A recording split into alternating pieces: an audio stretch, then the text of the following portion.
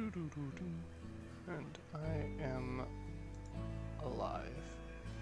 Allegedly.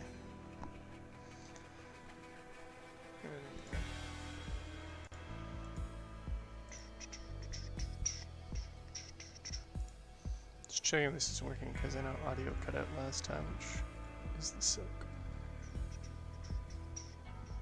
Excellent. Just checking if this is working because I know audio. Get rid of that sweet echo, resize the window.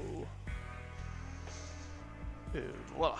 Anyway, so I am talking to myself. Technically, there's 0 views, but in any case, I have had a long day today. Have an even longer day tomorrow, but don't quite feel ready for bed yet. And I did kind of do a rundown on builds, like pre this battle pass, pre Guiding Star, I think. Sorry, 2 weeks ago-ish, 3 weeks ago-ish. On Twitch. Yeah,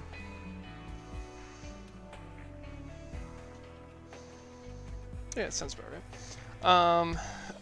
About my builds, and so I figure I may as well, now that I actually have my YouTube account linked up, might as well poke around with doing something similar to that now, because like I said, I'm not really in the mood for going a little bit, and pretty much nobody else is playing games I have, and you know, it's already a very short list. So anyway, just thought I would offer a inside perspective for anybody who's so interested in all the builds I post on Reddit. So many, there's like maybe half dozen. I don't know. Just some inside peek on sort of my thought process on stuff.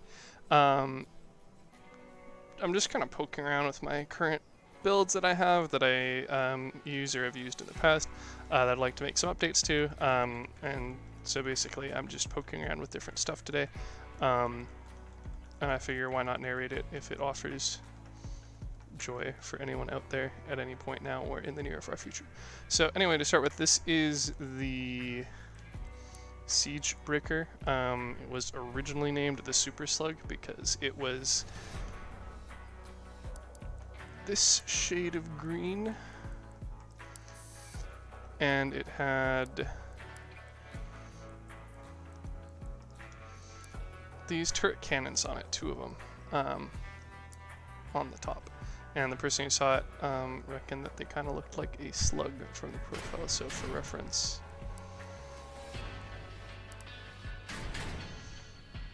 it is kind of like that, but times 2. But it was a shorter, not as tall can, so I guess kind of like that.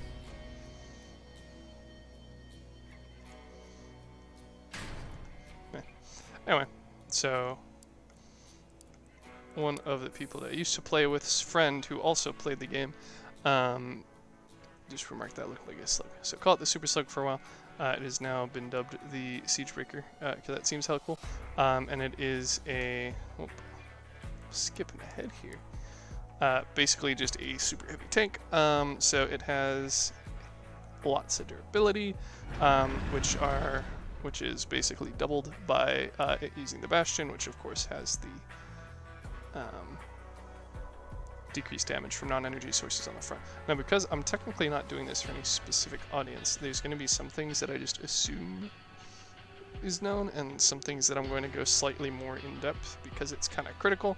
Not that I'm assuming any like level of knowledge, but just like I don't think it's terribly important that people know what fuel tanks are if they don't already play the game. But I will mention, like, the Giggle increases the very, very, very slow tracks, and going faster is nice, especially when the tracks go 45 and the cabin goes 60, for instance. Yeah, so interesting thing to note is during the Christmas season there was a fusion, quote-unquote, crafting event, but a fusion event which gave guaranteed fusions because I've used the Bastion since I started playing like June of last year, very, very, very, very, very, very, very, very, very, very, very heavily. I figured why not get that fused. So this has reduced mass of the cabin itself and increased mass limit. So as a result, running 2 Goliaths, it still leaves about 3,500 kilos from the tonnage of the build to its maximum mass when you also throw in a Golden Eagle engine, which adds 2,500. Without it, it's not nearly as impressive.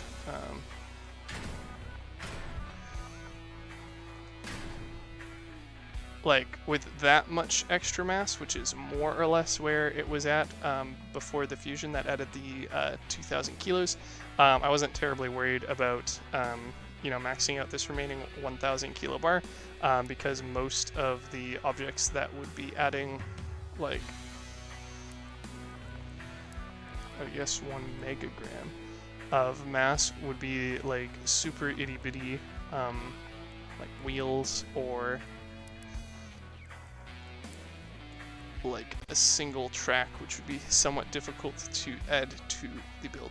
But now that it has the, now I'm using the engine and now I have the mass fusion as well, there's still quite a lot of available tonnage.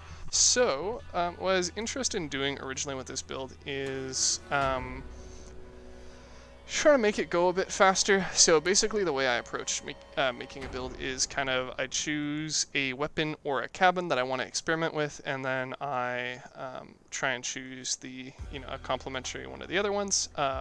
So in this case I like the Bastion, and I'm like, okay, well, what's a really good weapon that vibes well with increased damage, or increased damage resistance. I guess technically just damage resistance, not necessarily increased, compared to all weapon or all damage types other than energy. And wouldn't you know it, there is a weapon that also has increased resistance to all non-energy damage. So these just synergize super well off the hop, i.e.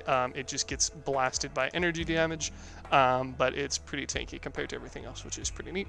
So thematically it works. I don't think they've ever done a build which has both of these things together, which is very interesting because I don't think there are any other items that specifically like are weak to energy weapons insofar as being like more weak to energy than anything else, other than I guess like tracks, which have like no energy damage resistance but heat and bulletproof and contact, but they're also vulnerable to explosives, so I don't really count that. But in any case, so those work together, and then the next thing I want to look at is sort of what kind of movement I can get out of the build. So because the Bastion is a heavy cabin, it has a default speed of 60 kph, which is the norm for the non-speciale cabins. So ignoring the early to mid game and just going mid-late game for cabins, the bad boys here are all 60 kph.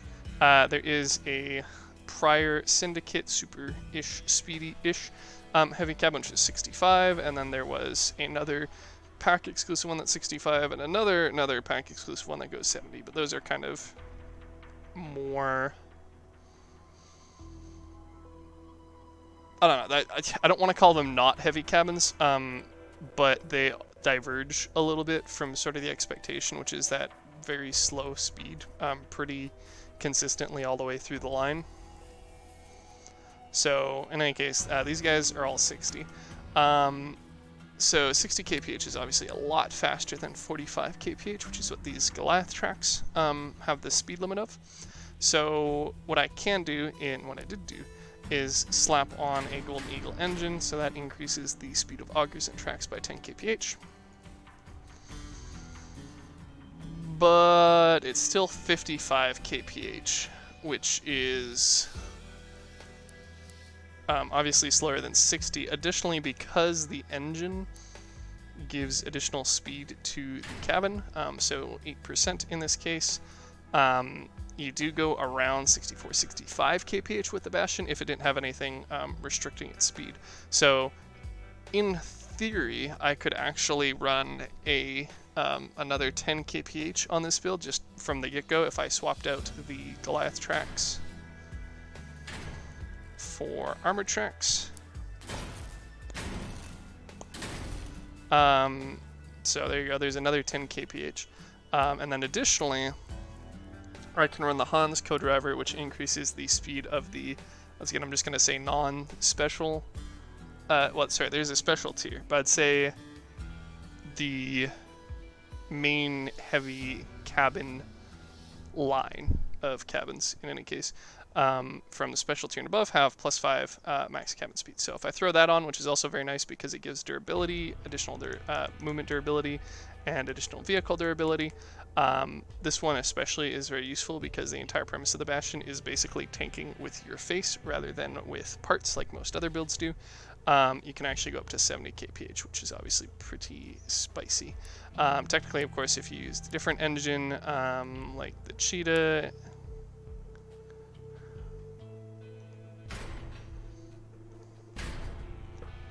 and even faster movement parts,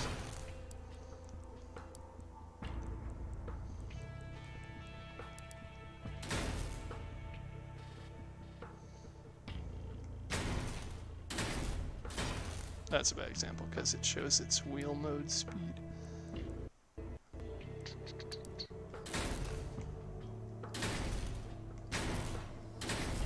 Kaczynski, you can almost get up to 80 kph, but at that point I'd rather just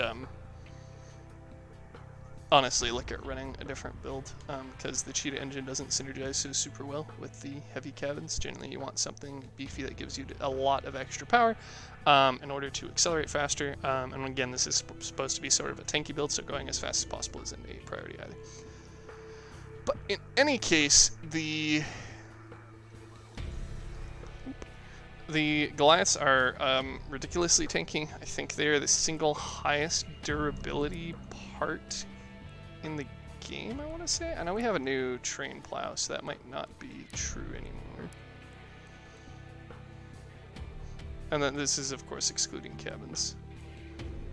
Yeah, so those, yeah, that only has 800 durability. So the Goliath tracks have 1600, plus they have damage resistance at 25% to bullets, 50% to contact / melee, and 25% to fire damage. So they are pretty tanky, and in a build that is designed to be as tanky as possible. Of course, not having the side of my build blown off very quickly or easily is a huge benefit. So I've just been kind of sitting on it with the Goliath tracks for a while. And like I said, I was originally using cannons, now it's on tacklers because I feel like they just synergize better with the build. And now with the new update, a lot of reload builds have become significant. Well, I don't want to say significant. I don't want to blow stuff out of proportion, but a lot less viable, because beforehand you could use an engine like Colossus that gave a plus reload speed boost. Now with this new season, the Colossus engine instead gives movement durability, and you have to use a reload booster module. So that costs an additional energy on top of perhaps needing a engine for the increased mass and acceleration. And the bonus is sort of counteracted by that increased cost of, you know, space, size, I guess that's the same thing, of space, mass, and an additional energy point. So that's not so cool. But in any case, I was just poking around. I can theoretically reach that that mass limit with just one more part. So I'm 3,500 off from it right now. That being said, generally I don't run Hans anyway, I just run Perseus because the extra 5% damage and durability of machine guns I feel like is a little bit more useful than being 3% more vehicle durable or going 5 kph faster. Once again, I'm very strictly limited by the speed of the tracks in this case. But that being said, with a remaining mass or tonnage to mass limit of the armor track, it's 4,000. The limit I needed was 3,500, so this is pretty darn close. The alternative to doing this is potentially trying to fuse stuff to increase the tonnage I get, but fusing movement parts for tonnage is terribly inefficient. So it offers 6,000 by default, and I need another 3,500 out of it, so like 1,750 per Goliath track. But if you upgrade, the tonnage is actually only plus 5%, so I'd only be getting 300 per Goliath.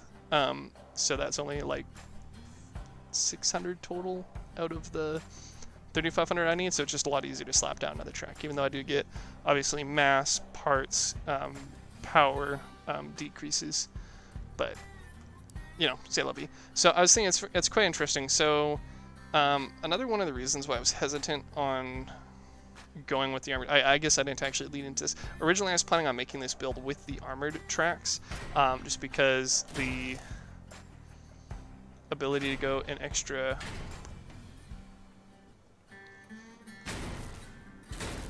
an extra 10 kph or up to 15 kph with the Hans co-driver, it was pretty spicy in theory. That being said, as is probably obvious by this view from the front, where the Goliaths are partially sticking through the Bastion shield, which is interesting because they just like literally have no collision on their last block. I think they're 32 pips long, and you can build under them at frame level.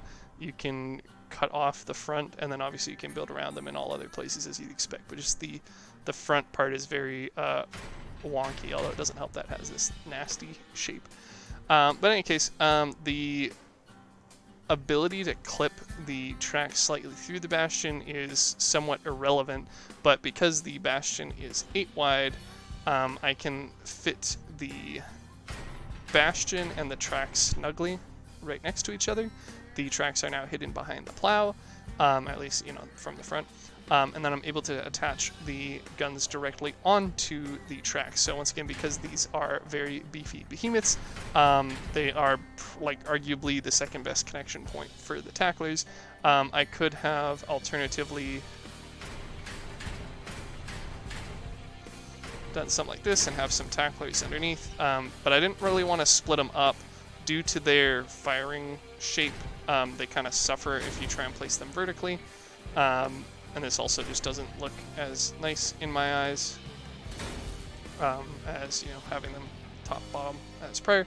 And then doing it on top is again somewhat unviable when you do it vertically. These can't even really aim down that much. And if I want to place it horizontally, then I either have to put it all the way back on the roof in order for it to kind of see over the plow. Or I have to attach it to some intermediary parts between the cabin and it. I guess the part I actually use doesn't matter, but in theory I probably want to use something very beefy, or I'd want to use something with damage pass-through, which I'm not going to scroll. But end up looking maybe something like this. But again, I don't really like the look of this. They do have decreased ability to aim up or down, especially since they are not, the guns, or the gun barrels are not actually centered on the weapon itself. So they do have some asymmetry when they're flipped upside down for aiming, and this just doesn't look good, which I don't want to pretend is the be-all end-all. But anytime I can make a build, you know, function well and look good, it's just a bonus. But in any case, kind of settled with this as a result. I thought it worked out pretty well because I do have, like I said, I basically have the guns attached to the second hardest point on the vehicle, which is the beefiest non-cabin part in the game. Once again, to my knowledge, I feel pretty confident saying that.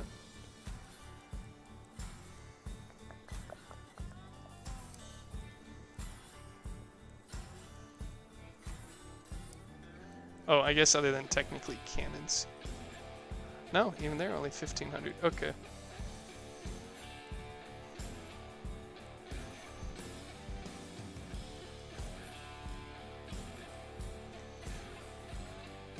Excellent. Okay, so yeah, Goliath's beefy. But in any case, yeah, so weapons are safe. The front lines up super well. The weapons are basically as close to the front as they can be while still being connected. And the guns protect the front sides of the tracks. The cabin protects the front of the tracks. And, you know, the tracks are kind of important not only for holding the build together, but also for moving, literally. So yeah, other than the whole clipping thing, which like looks disgusting, but it's more of a functional thing I'm doing since, again, this doesn't have any collision. Looks good. The reason why this is cool And why I mentioned it and why I went on into so much depth about it is because these guys are not too wide. They look to be pretty much the same width, but they are actually half a pip wider, which is actually very frustrating, because that means if I wanted to, for instance, sort of do the same thing where I have the weapons attached, you know, to maybe above the armored tracks or something like that, it gets really, really messy really fast. So for instance, I'll just take all these parts off.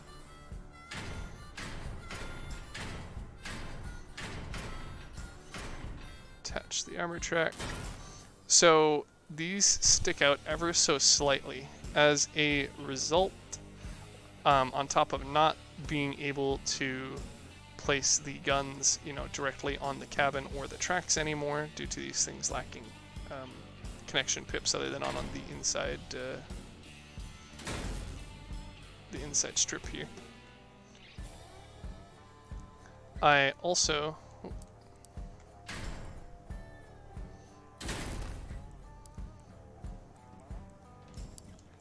can build intermediary parts. I guess it technically doesn't matter how good I make this look, but whatever. I can use intermediary parts to kind of line it up, but again, there's this sort of blocked overhang, so if I wanted to under armor my guns, there's going to be gaps between them and the tracks, which kind of looks nasty. Again, I'm using intermediary parts, which aren't extremely strong, and overall, it's a lot harder to armor the outside than, you know, compared to doing this where I can literally attach things to the tracks because they have connection pips on them.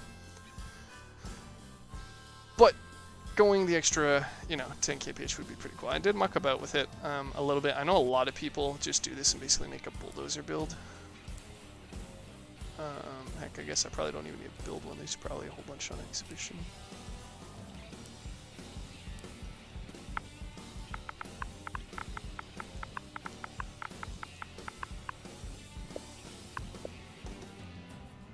Oops. Helps when damn it. Helps when I select it from the list.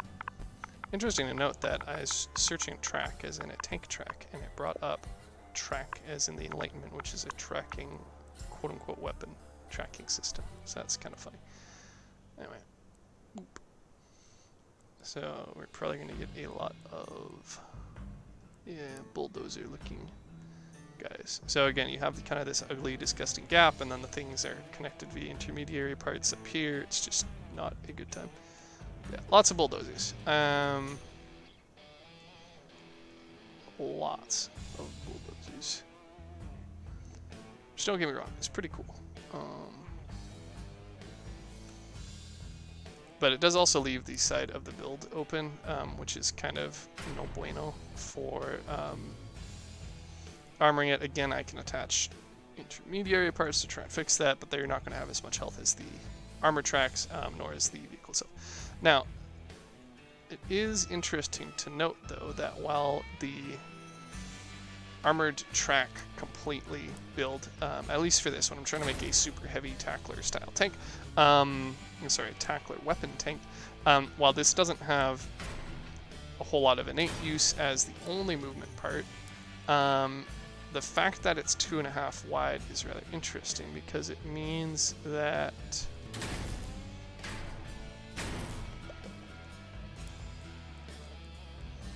I can fit it in a 4 wide gap. So I can't put a frame down this length because it's still blocked off. This length overall is only 4 wide and it can be contained. Now, once again, it's not necessarily a great idea to attach something only by 1x8 frames as a movement part, especially when it's a core piece of building. But in the case of my build, which as priorly established is the width of the cabin between the tracks, which is the glass tracks, which is only 4 wide, this means that if I wanted to hit that cap of mass, I can do it via a 1x8 length track or sorry, 1/8 frame attached to an armored track down the center back of the build. Now, not necessarily as easy to do as it sounds, because on top of there being a lot of armor on this, which would have to be rearranged, it is pretty tightly packed. So while I do have a lot of exterior armor on it, of course, the actual bits and bobs that are quote-unquote vulnerable, the modules, are all rather close and tight. And there's not really a whole lot of wiggle room. Now, that being said, if I play only against AI with it, which is just primarily what I'm doing anyway nowadays, I'm not doing a lot of PvP, I can just get rid of the fuel tanks, and that gets rid of basically like a third of the space. But there is still quite a bit of stuff that needs to fit in, especially the gas gen is of note because of its very low durability and very high tendency to go boom and completely incapacitate or destroy a build. But in any case, obviously this armor track is massive. On top of its unfortunate 2.5 width, it has a bit of a rough vertical size as well. So while it's not too bad, it makes sense for the mesh. Like there is a little bit of gap. It's not, you know, just too high by 16 long. It's a little bit more complicated than that. But in any case, obviously does fit pretty well within the bounds of the build. Of course, I can't tuck it in underneath the bastion, but I can sort of cover this. That would be a lot cooler if you want this time to. Yeah, thank you. Can sort of cover this back section. Wow. And have it stick out a little bit, which shouldn't be in theory too terribly problematic. That would give it max mass once I eat the other Goliath back. And that'd give me a lot more flexibility to add a lot more armor pieces, because by default this build is running pretty close to the tonnage limit. That being said, I am also really close to the limit on total parts, and I am very close to the limit on being able to put down extremely extremely durability heavy parts, but there are still, for instance, all 6 of the 4x8s from the Scavengers faction, which are only slightly less durable than the Steppenwolves. So even just placing those down adds about 400 total durability. That's my math's bad on that. Adds 600 total durability to the build, which again is basically multiplied by the Bastion's ability to have most damage taken, and that's already, you know, over mass. So. Any significant updates to this build, other than cosmetic or maybe changing up the lines or trying to change the profile of it, do require basically more movement parts. I did also toy around with maybe cleaning this up a little bit and sort of doing something like that, because I don't particularly care for the current break in the shape of having, you know, this front cutout. You have this sort of like 90-degree corner, and then it goes to a slant up, flat, and then slant back here, and then you got another corner with another straight line. So it's just trying to make that look a little bit better, but due to sort of the limitation of parts that we have, there doesn't really seem to be a whole lot of ways to do that, at least not like part efficient. Sort of the best I came up with is just doing something kind of shitty like this.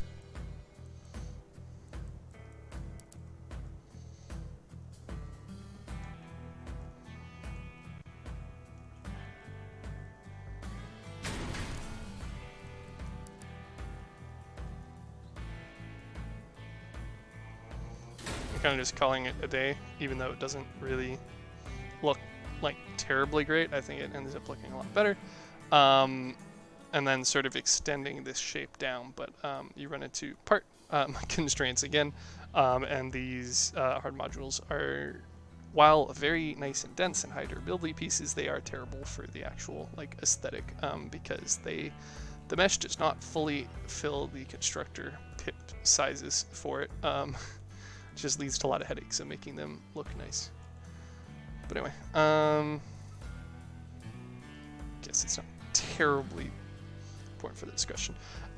yeah, so basically my thoughts were poking around with this. That was a lot of background. That was like literally half an hour backstory.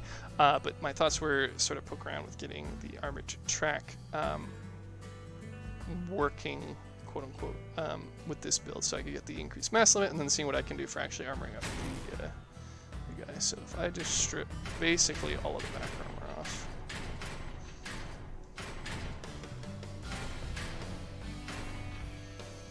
Gives me room to rearrange things. So of note, those unaware, frames can only be put at one level, so I don't have a whole lot of choice on where that ends up going. And then the movement parts can only be attached via very specific pips, which I showed earlier, which was this 1x8 strip you can barely see. So I don't have a whole lot of options for attaching it. But that does end up working. So, like I said, it does stick out a little bit. I could theoretically tighten this up by another 2 pips, but I do have concerns about being able to fit stuff on top of it. So, plus I have this like one wide sort of dead space that I can't really do a whole lot with. I can basically just slap in the 2x8 armor and call it a day, but there aren't really any modules that'll fit or work in that case, so rather restrictive in that regard. Because I could also just slap on that.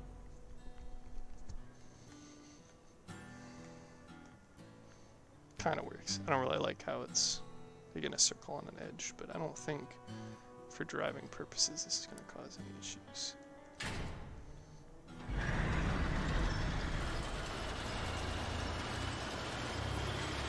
Although I'm very slow because the engine is currently not attached to the road. That's interesting. This makes it way less stable. That might just have to do with how front heavy it is as a result of me taking off all the armor. Guess we will find out in the future. But yeah, no, spoiler alert. I was poking around with this stuff earlier a bit, and then I'm like, you know what, this would be great content to stream if I were to actually want to take that semi-seriously. So, I figure, why not sort of show the thought process. Mind you, I didn't think the background information was going to take so long. Also seem to have misplaced my radio.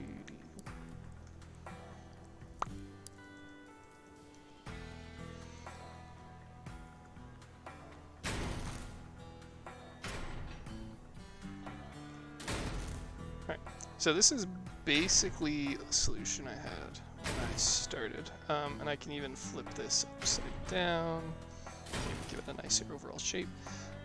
But this is, I think, probably the best I'm going to be able to do with the size and shape I have here. So obviously if I'm doing raids, I'm able to throw that out, and then I can center this, maybe add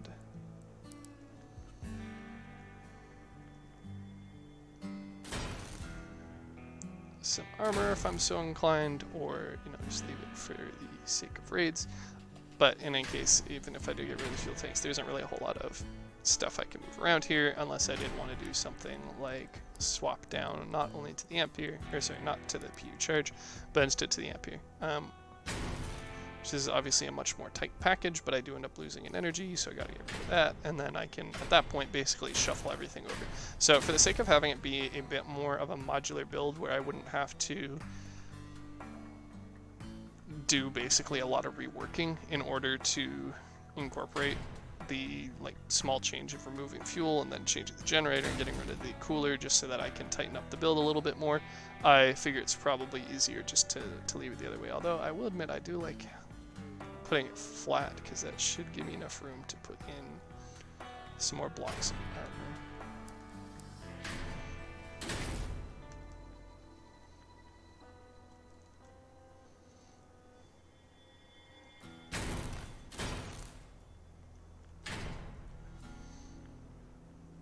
Although now my engine is hanging out the butt significantly, so I'd honestly rather just do that, which is basically a bastardization of what I had to start with, which was the engine on top of the parts. Yeah, so that's actually looking like it'd be pretty good for protecting it. Honestly, this might be the better end answer anyway, to be honest.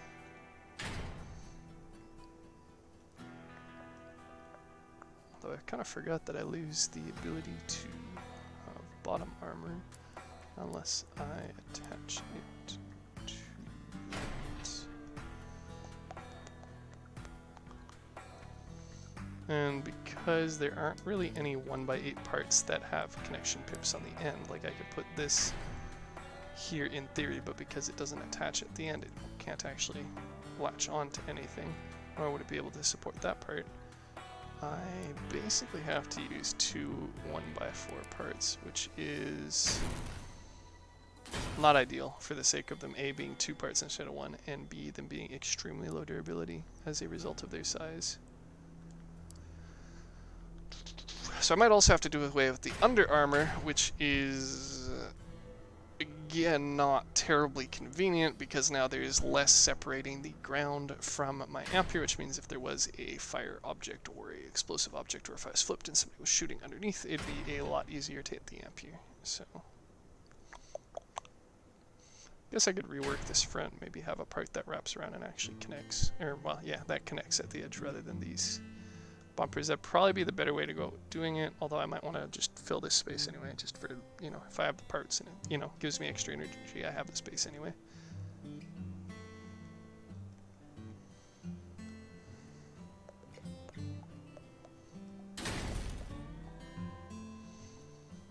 Not gonna lie, this is actually,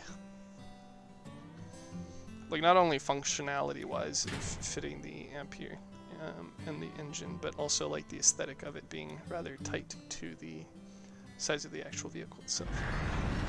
I like this a lot more than I was expecting to, especially because my original plan, like I said, was just to use the gas gen or the P1 charge just for increased versatility between a raid and non-raid build.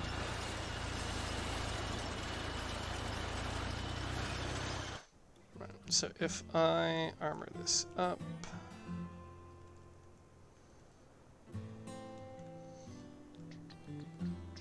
just thinking I want to do that.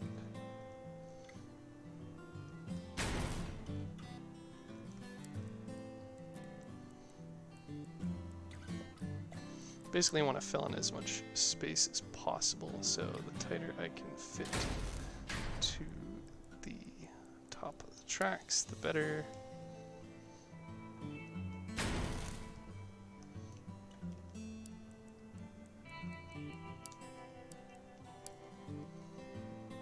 Technically, if I were so inclined, I could probably slap the keen radar in there, but this isn't terribly useful, honestly, for a non-auto cannon, non-sniping turret cannon build, so I'll leave that out. Well, I won't leave that out, rather I will cover it up.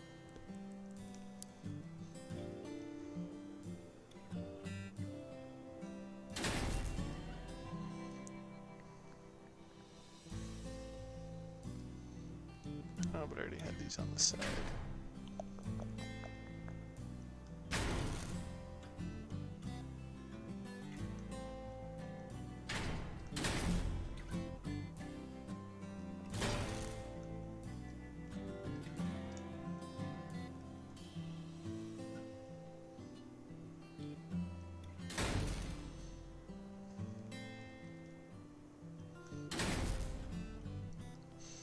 I guess the question is how I want to do the rest of this shape. I imagine I can probably just follow the curve of the vehicle more or less and sort of flatline here.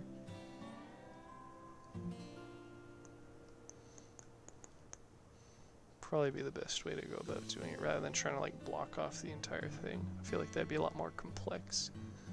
Sorry, I guess like for the sake of making a shape, obviously it's very easy because I could literally just do you know, that.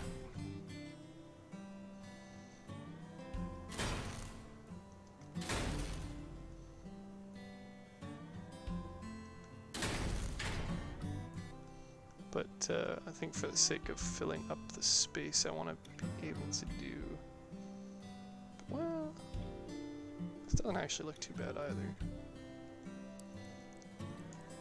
Keep talking about how something seems like it won't be a bad idea, and then I do it and I'm like, you know what, it actually looks pretty fire. Talking myself into trouble is what I'm doing.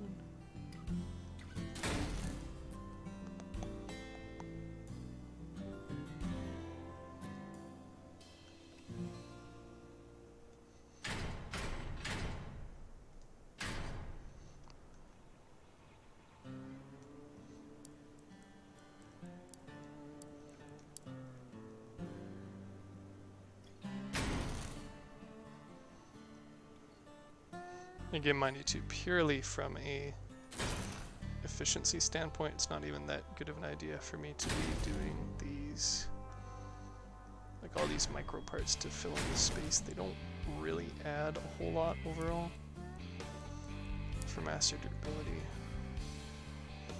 but I like them aesthetically.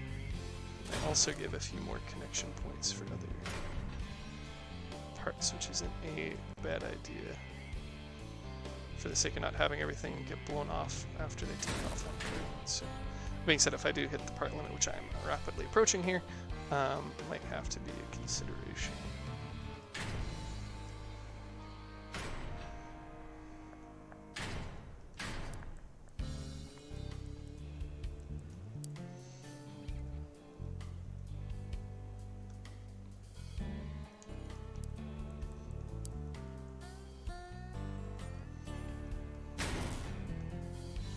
So I don't really like that sort of odd gap between the two of them, but the fact that there's a different number of blocks from the end, but I think it will work out okay because I do have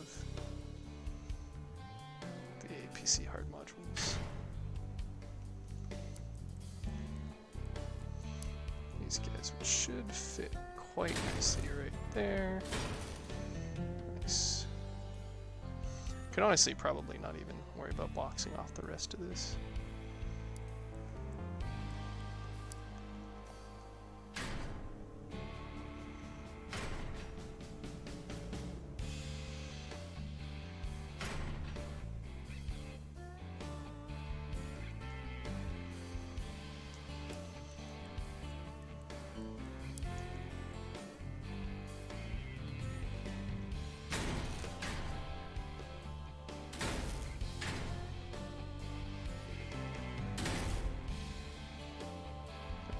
Where are they? Just hinges are at that end, so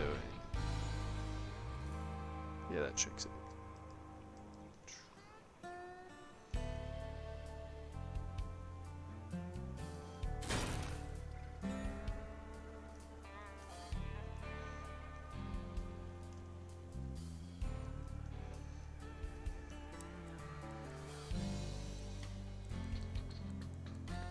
Don't really have any more 4x8 height durability parts, so I'm starting to stick in the ones to fill the gap.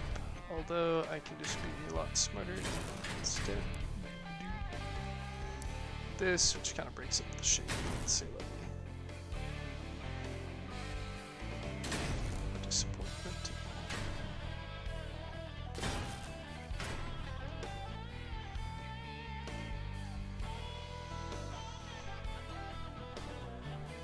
Okay, so we've added a bunch of parts and we still haven't even really gotten very much heavier than the original.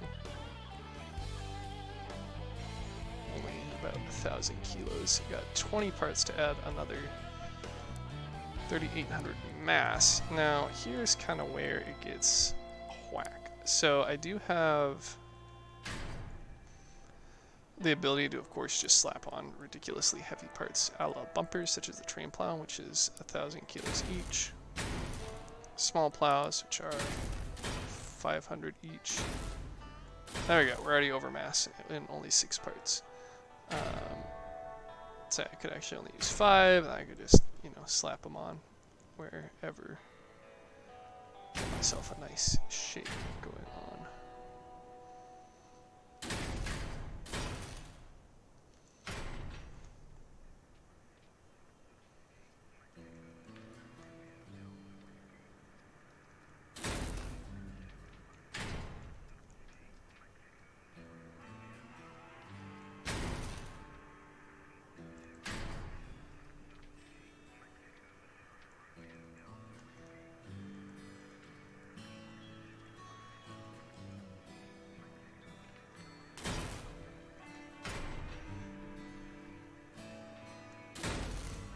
Something like that.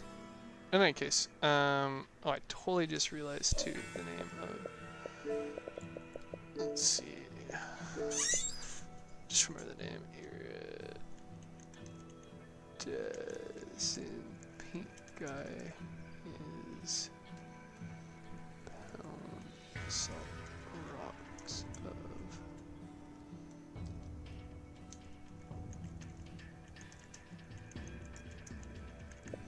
Just remember their name. I have seen them run basically the same build every time I've seen them. It's just 2 Goliaths, Bastion, 2 Elephants, and then they have some melee parts on whatever, and then they have like the iridescent paint, which admittedly looks really, really good.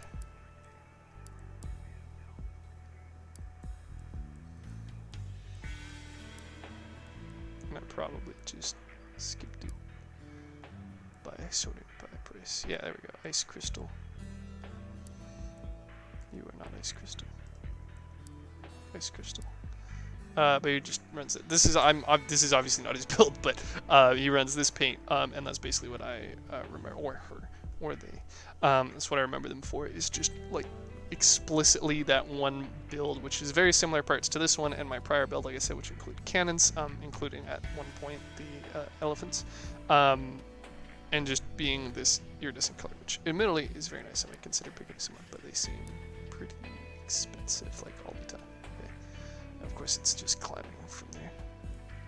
Plus, I don't really have a use for an iridescent paint most of the time, because any like decals you add to that, I'm pretty sure would have their effect ruined. And I don't do a very good job of selectively coloring specific parts with different paints. So, yeah. Anyway, so I could do this. I could get the mass up. I could get the power score up, etc., etc. Now I have a shit ton of durability on the back of my build, and because of the mass difference, this basically stabilizes the build. Prevents it from being as tippy. Oh, it's still a little tippy. I'm honestly not even sure why that is.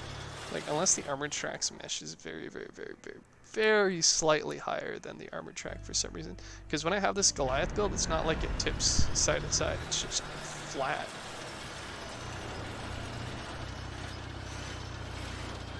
So, like, even if I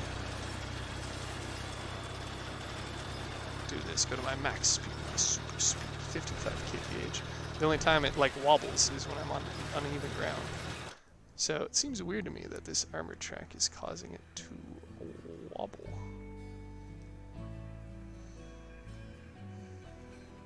You know, there's less than a pip difference. And I know the track itself, like I said, in some places doesn't have any collision.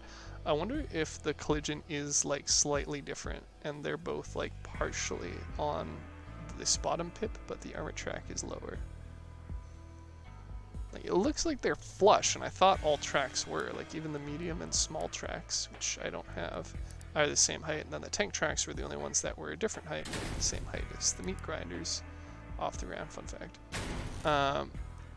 Oh, see, actually, even these are slightly different heights, it looks like. Interesting. Okay, so the devs just hate me. That's fair, that's reasonable. So I guess mixing moving parts is not a good idea. It's very interesting. Honestly, I thought having all that weight at the back would work. I do not like being wobble tank. This does not spark joy.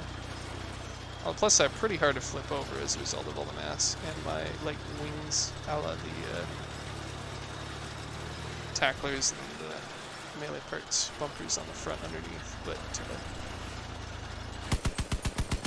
I don't really like this. But in any case, so that is an option. The problem is bumpers don't apply to vehicle health, and since the entire point is to tank with my Bastion cabin rather than parts, slapping on stuff that doesn't actually increase this value, this vehicle durability value, is not terribly useful to me. So right now I'm at 3283. I get rid of all of these plows. Still 3283. They have their own durability, but unless I'm getting like super hammered from behind, it doesn't matter. Same with these, but I like just keeping them on because A, they look nice on the front here. They function well. They're super tanky, and then B, they protect the frames, I guess technically, which are a very important part of not having the build fall apart. Since it's so thin, it doesn't really need very many frames, but as a result, all of those frames are kind of critical. In any case, with me getting rid of the plows, the only alternative is to use high durability parts, and I'm running out of large high durability parts to slap on. So there's a bunch of somewhat largish medium durability parts, and I do of course always have the option of using some smaller high durability parts, but all those kind of are not what I am looking to do.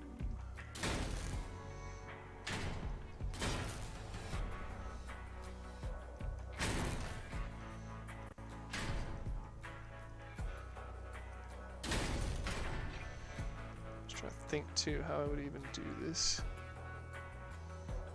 The 2x3x6. They do not play nice with other units that are a power of 2, as you can probably see. Ooh, also the glass tracks are sticking out, so they don't actually line up.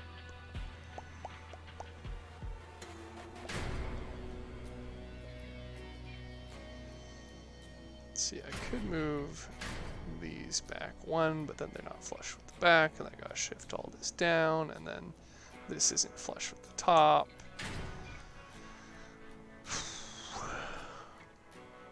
It's a tragedy, I tell you, when everything is one pip off of perfection.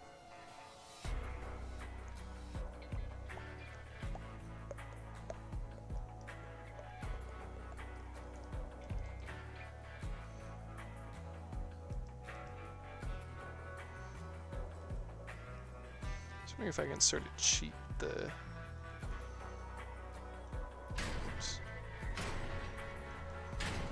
tracks being there via the divot on these, but it doesn't look like it.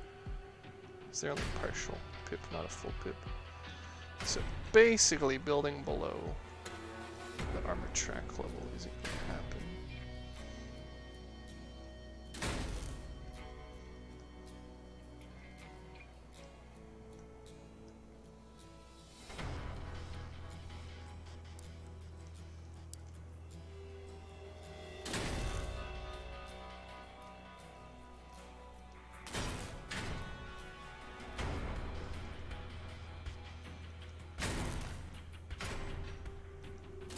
Once we go down one.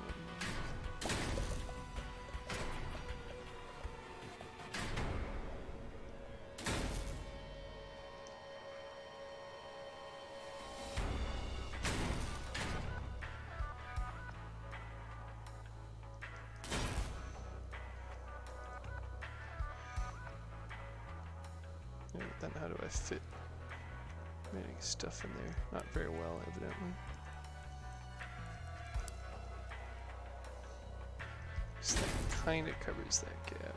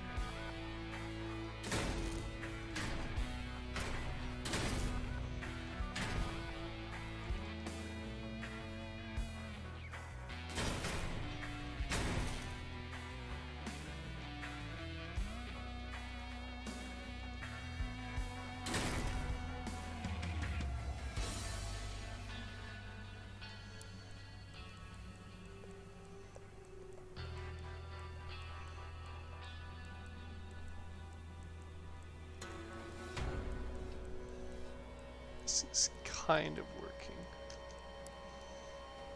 Not extremely well, mind you, but then if I want to make it look nice, then I use these parts, but of course these are not very efficient from a durability per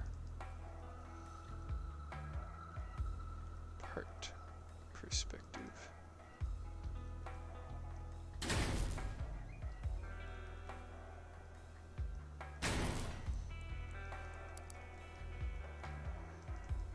But there's really no debating with them looking clean as hell. Helps that they are literally specifically designed to work with those parts. Corner is a little messy, but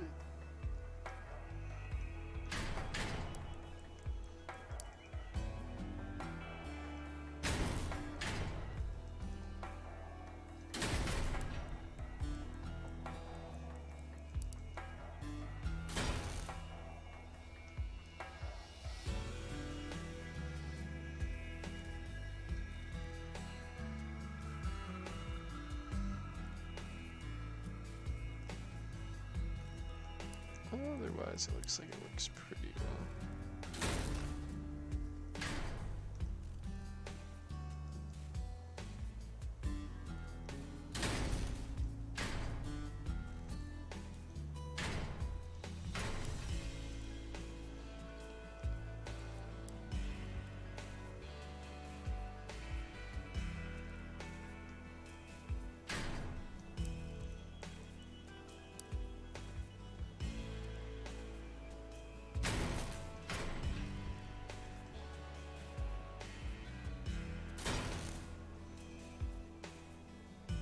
Okay, we're pretty close on the mass too, so this might actually work out. Hopefully putting some more mass back here in hopes. Mind you, a lot of this is basically only attached via like these two parts. It should be okay. Really wish I had more of these to slap on back here, but I don't particularly care to remove them here since they help the bottom part stay attached to the track, since they are not directly attached to the track unlike the top set attackers.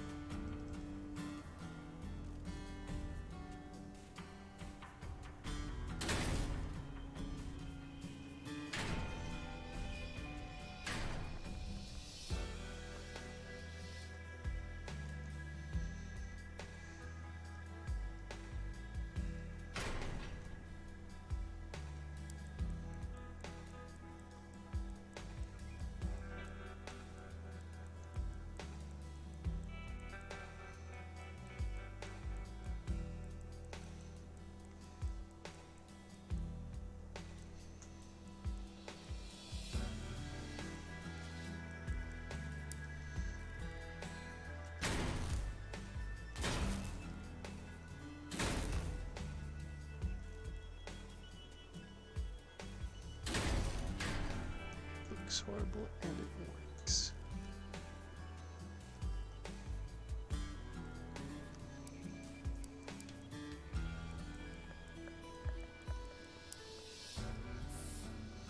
Now, let's see how this handles.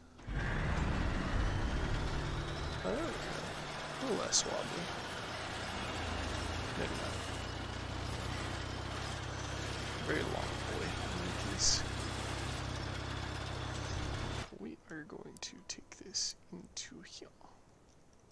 See how it performs. Okay, so we got what, another like 33% health, 33% repeating health added for only another 400 power score. So not bad.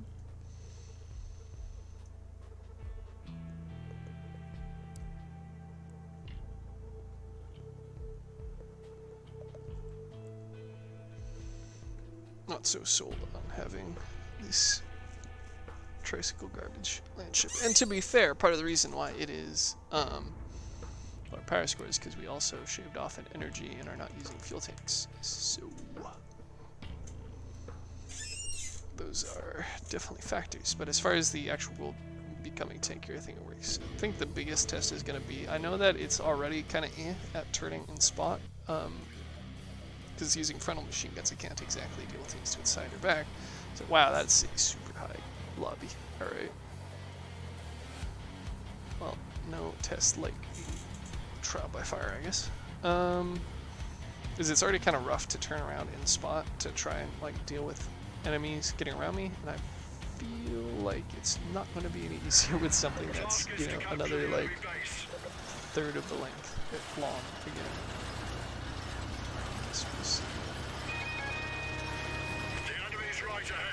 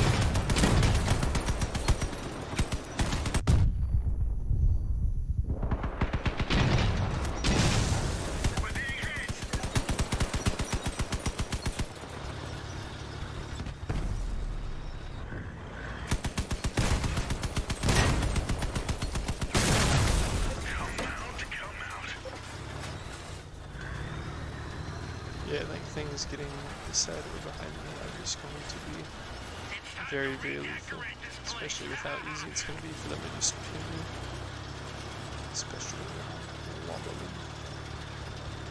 But at least to try an actual multiplayer instead of the spectators.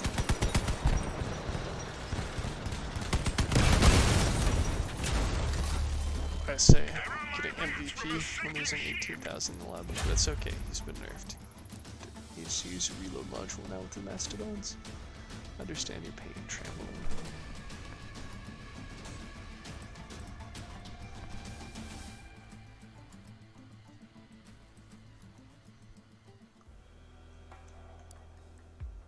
Let's go get ganked, shall we?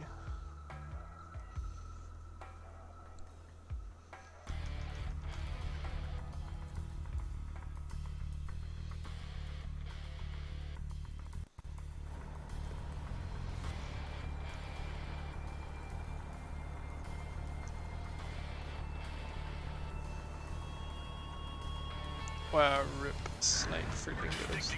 5,500 power score. Why are you queuing up with your 15,000 power score, friend?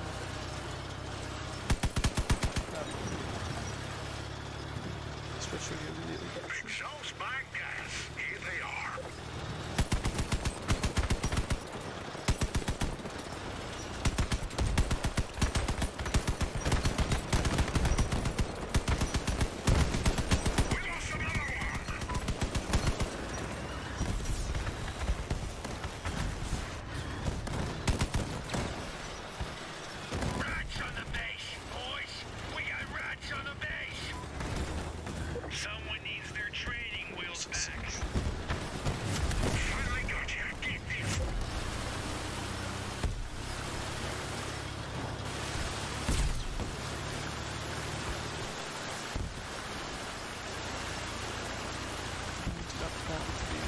Adventures or fucking finds.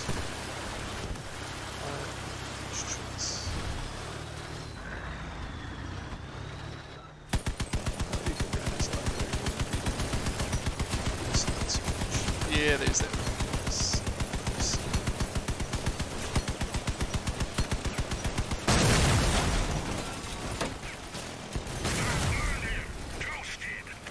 Not terribly surprising, especially getting melted by what is this bastardization?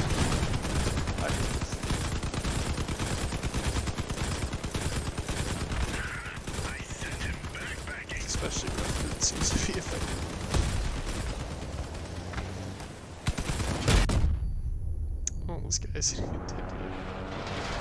Alright.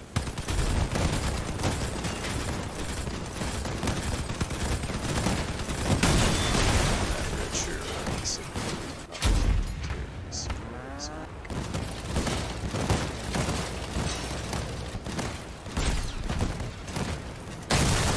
This seems like a bad match in the case, because half the things are already got that are on fire. Whacking everyone. Definitely very honest.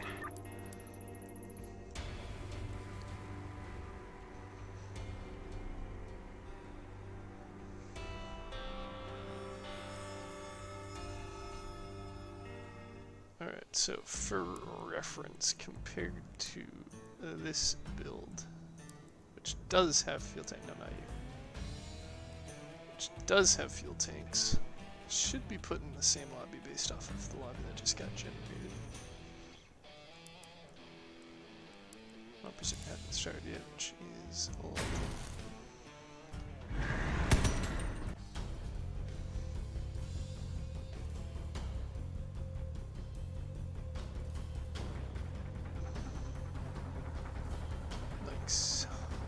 Different people, same power score, which is good. If you're running 6 lines, 6 pyres that are just covered in red glow.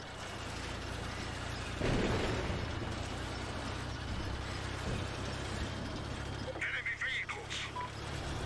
The base is under attack. So I had to bring 2 of my captains solo. I do not have that long range.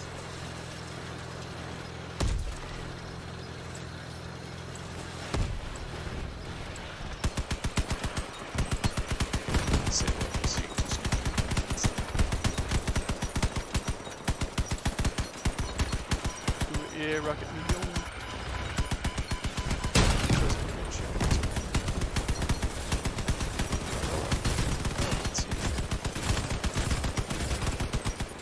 Oh, there's that flipping.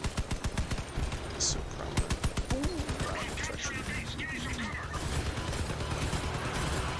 These rockets suck at falling.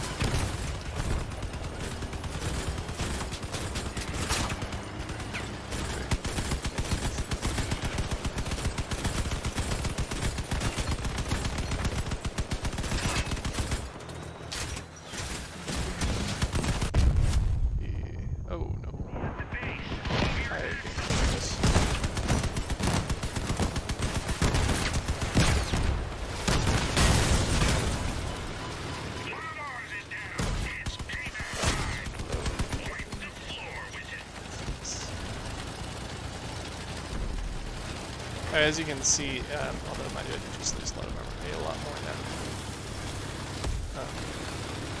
I'd say harder to pin, but I did just, you know, get kind of dumped on by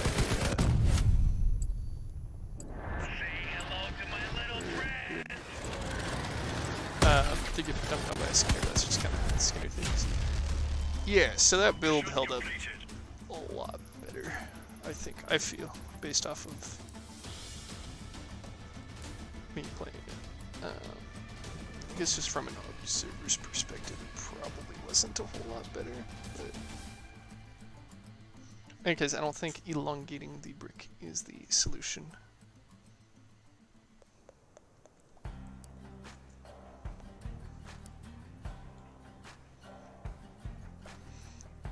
It's kind of cool, but honestly, if it wasn't wobbly, I'd have a lot more love for it. But because it is, I have hate in my heart for it instead.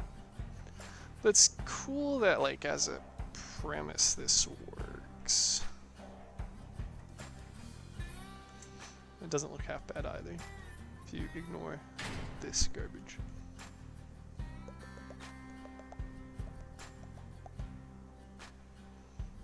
Yeah, no, I don't like that. Okay, cool, so we're just going to rinse our hands of that.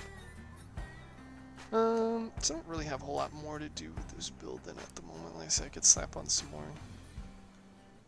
parts just to make it more durable, but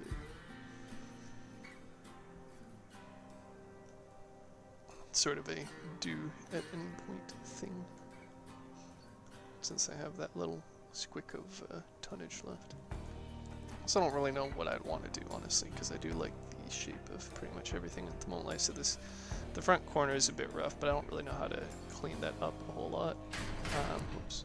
The other thing I was experimenting with is using, rare for me to say this, Dawn's Children parts, because those kind of work. Oh, theoretically I could just do that,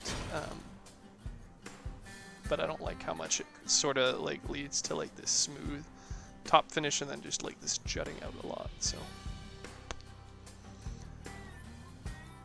yeah, I don't know. I think the build's been this way for a couple of months. It's probably honestly going to stay like that until I suddenly feel inspired by something, or maybe some new parts to figure out something different. Fun fact too, these tacklers, being the shape that they are, makes for some interesting options if, for instance, did very long ago a cohort fusion build, or coupler build, I guess you could say. So I had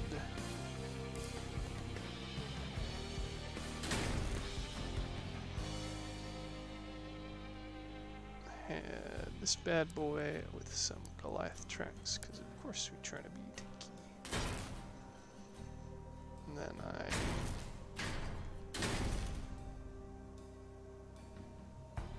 slapped on some decklers.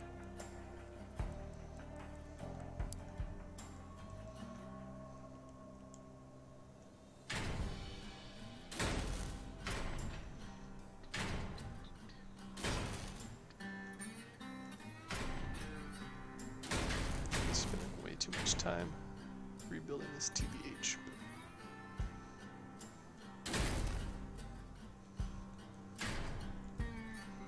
It's fine. I'm sure if y'all are here at all, you're in need for the building.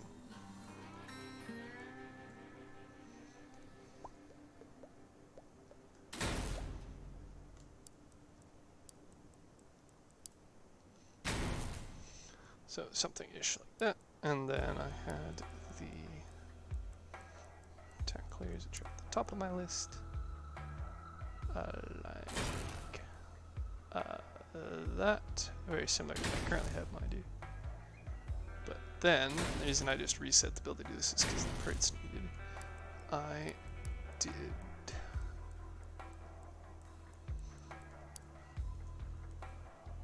just want to mess it up and not get it right on the first try.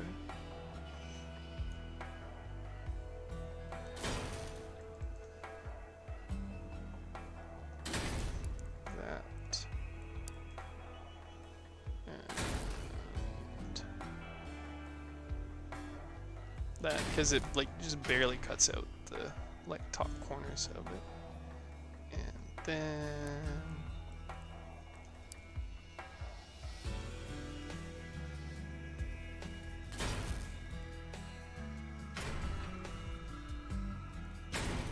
I honestly couldn't even tell you which one I had those.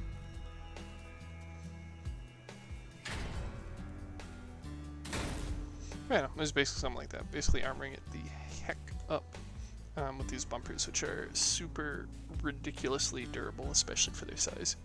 Well, I mean, I guess it's not just, like crazy since they are, after all, bumpers. They're not normal structural parts, but it's still kind of crazy in any case.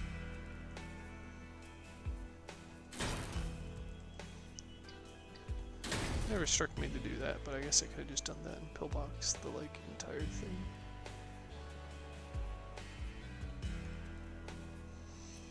But well, yeah, that was the thing. While we're here with the cohort and its wonky cutout area, I did see somebody on the internet subreddit for Crossout post a build where they had these underneath, these kind of cutouts, which are cool. It'd be a lot cooler if they could move one pip forward, but they can't. Very first try. But I do want to note, on the off chance they're watching, or anybody's watching, or they're feeling inspired, or whatever, buy it later, you can fit these. This is the new Battle Pass part, or one of the, rather, can fit those, and I feel like it fills it up a bit more nicely. Although, mind you, it does have to go at 2-frame level. It's not very durable. It doesn't even really do a whole lot more functionality-wise, but I feel like it just looked better aesthetically than that. You know, to each their own and all. Cool, so if I'm not touching this, what do I want to poke at next? Do I want to poke at anything else? It's 11 p.m. Yes, I will continue being a big dumb, methinks. I'm not using this for the foreseeable future. No, right.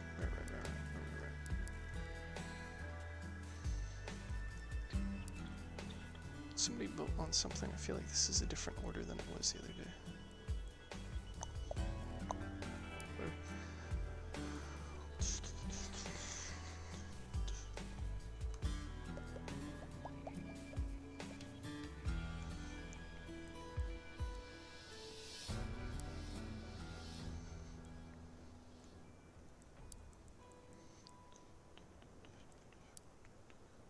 It's funny too, because this slide spider is just an adaptation of the tarantula, and this is a half-finished, as you can tell from the different colored parts and unfinished edges, an adaptation of another version of this build. So,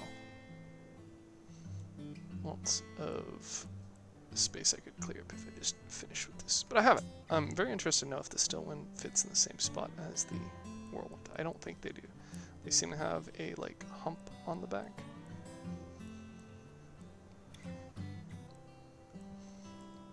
So for reference, these are just like pretty straight, pretty vertical, all the way up to this hinge joint rotator thing, whereas these guys have this sort of feed shroud. So I'm wondering if that interferes with me being able to like directly slap them on this build, for instance. Theoretically, I only need one to test it, but I also don't really feel like going and buying one because they're kind of pricey. Might wait to craft one because I think it's only 5,000-ish to craft. 2, 3, 4, 5, 6,000 to craft. Yeah, so probably can just do that late in the season, test it out, and then if it doesn't work, just fucking eat it. And then I can be done with that build as well. Should be convenient. And the slide spider is uploaded, so I can get rid of it in here, and I can download this baby, which is exciting because it is. That's right.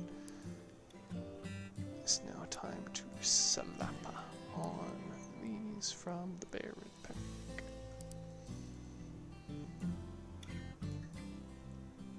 Wow, okay, I was not expecting them to 2.5-ish pips tall. That is definitely going to interfere with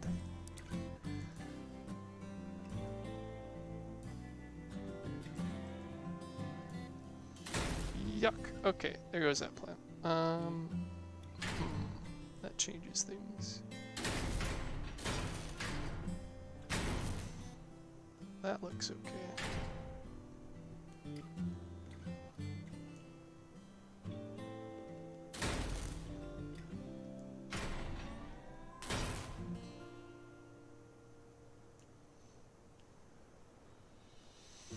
Not crazy about that, but it works.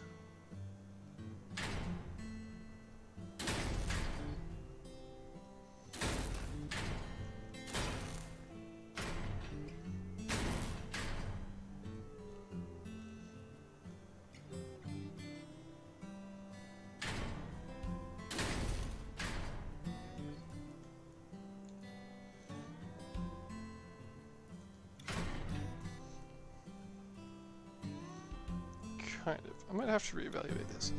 Anyway, this is I'm not going to say super old, but old-ish, I guess, build that I just put together mostly as a art build, because it's not terribly practical to experiment this one. That being said, interestingly, because it is primarily an art build, it doesn't particularly care about being like the most viable build. It is not using the plus reload engine. It is again using the... Ew, I forgot I did this. Yucky. It is again using the Git, which by the way, like, look at that engine bay. That is good. That is nice. That right there sparks joy. By the way, it's using the Giggle again to increase the kph to basically 55. It's obviously just only 54, but basically 55. So I never actually had this build get nerfed by the new reload booster. But yeah, so basically this is designed to be sort of World War I-esque. I mean, the tracks are literally from a World War I prototype tank. And the Stampede is supposed to be more World War II-esque. Or beyond, I guess, rather. But now that the Colossus doesn't increase reload speed, I would theoretically want to rework this build to include a flywheel, which is going to require me to upgrade from the gas gen, which is obviously not super cash money when I'm already at the mass limit. And because this is only a blue cabin build, fusing it for additional mass is only another like 1,600 kilos, so not a whole heck of a lot. Although if I do get the mass fusion, then that would be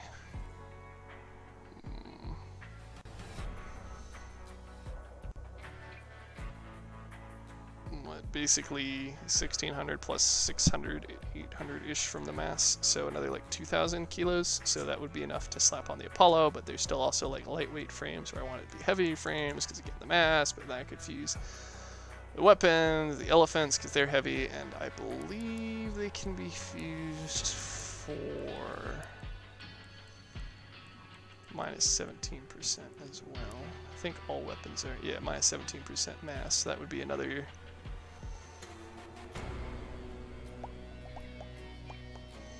Just for simplicity of math's sake, I'm just going to say another like 250, so 500. So that could work for the build, but it would require me to fuse 2 elephants, 2 purple cannons, which are currently discontinued, thus pricey.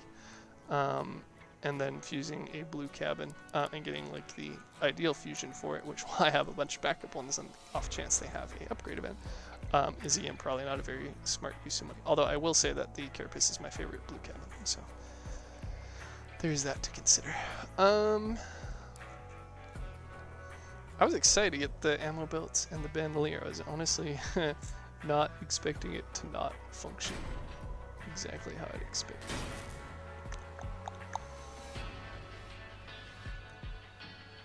Okay, so I guess this is only, what, 2 pips tall? Yeah, so it's just the problem of stuff being more than this line high interferes with the elephant. Not so hot. This might be a little bit more complex of an update than I thought.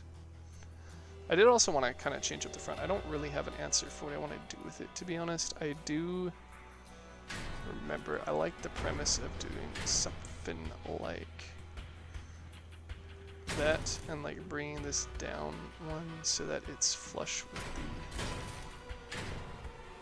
the quantum.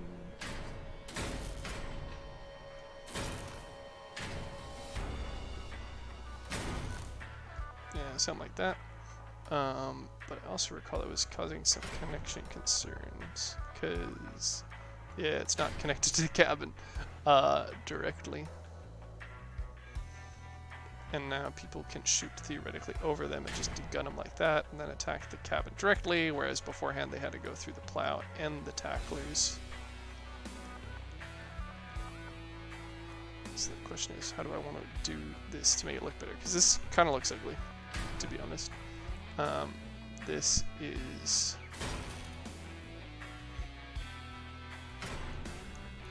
not really effective because that blocks it off. That I feel like kind of ruins the aesthetic of having it be, you know, flush with the tracks. There aren't really a whole lot of other pieces that would fit here. Now, mind you, again, this build is I want to say about 6 to 8 months old. So it's possible I have new parts that would fit and would work. But the main problem is stuff just having enough durability. This feels taller than that part. Whack. Because it's 6 wide, so it's not power 2, so it doesn't play nice with a lot of stuff. So like I could use bars, for instance, but this has 161 durability, and those train plows have 150 each, so 200 each. Damn, so significantly more, double the durability when I do that. And then of course any structural part I put is going to be a heck of a lot weaker than a bumper part. So, and again, because it's a non-power of 2, it's not like there's a whole lot of other parts that would fit there nice. So I don't really know what the solution is for the front of this build. I know that's something I wanted to revisit and hopefully fix the next time I touch this build. But between that and the ammo belt bandolier not exactly playing as nice as I thought in my head, I'm not so sure I know what I want to do with this build.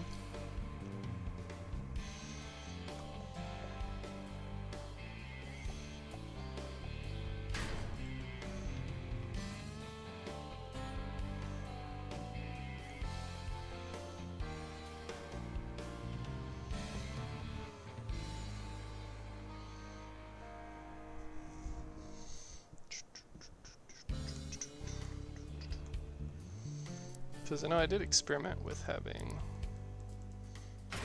these guys in the front, although A, it looks bad, B, less durability again. And like I was talking about, having plows on like the Bastion isn't as great when I'm doing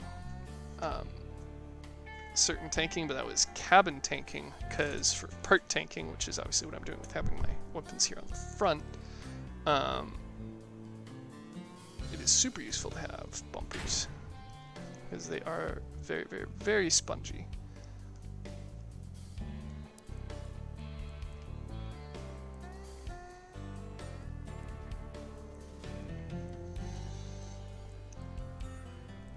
I know the other ones I originally had was, I think, digger parts here, that.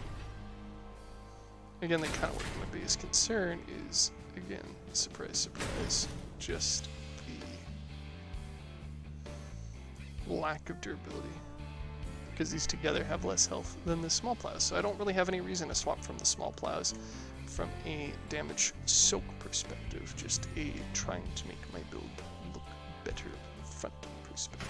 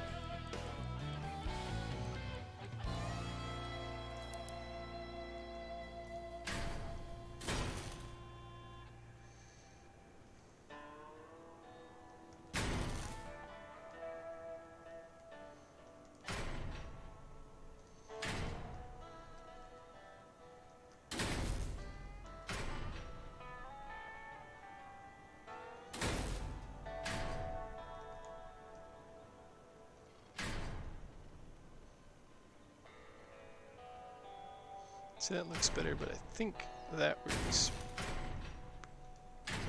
more because of the ability to directly attach the rear cover to the cabin. Again, it's again not ideal, but this lets me shove that up further.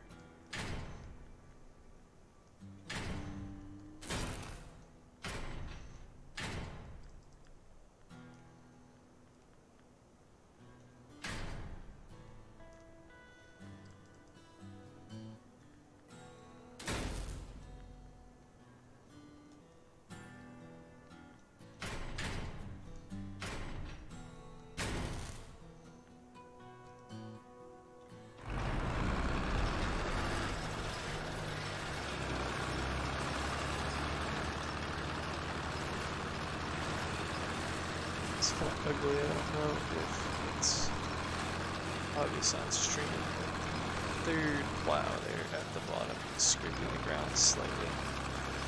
So I suspect it's probably making me a little bit wobbly, although I can't notice it. It also means I have the bad scraping sound here constantly. Now these aren't flush with the top, but that being said, from like an aesthetics perspective, that looks pretty slick.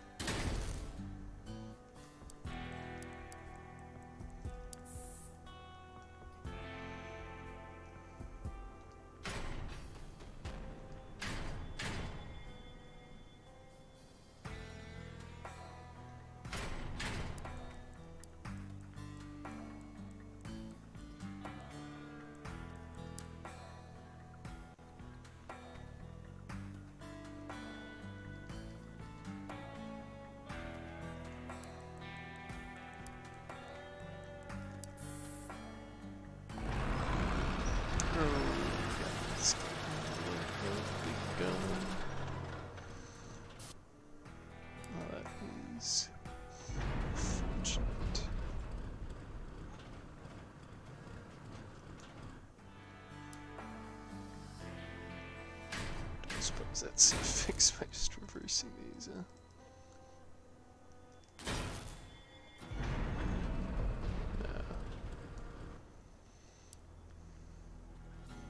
Okay, so pushing them forward is unfortunately not the solution. Unless I also happen to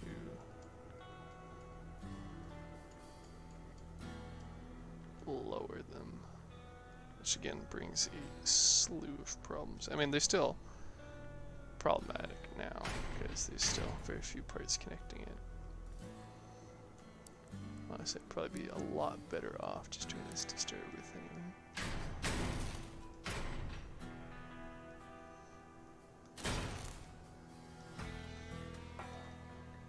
Giving it damage past them.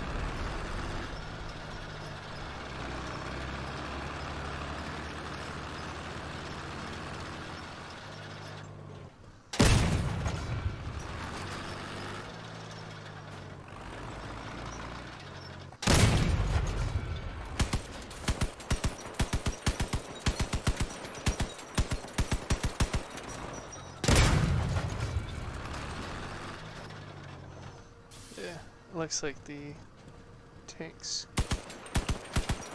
barrel is doing a very good job of absorbing the damage so that these pieces here don't take them. So if I make them beefy by giving them damage pass through, all the better things. Just forgot to check through the tech, please.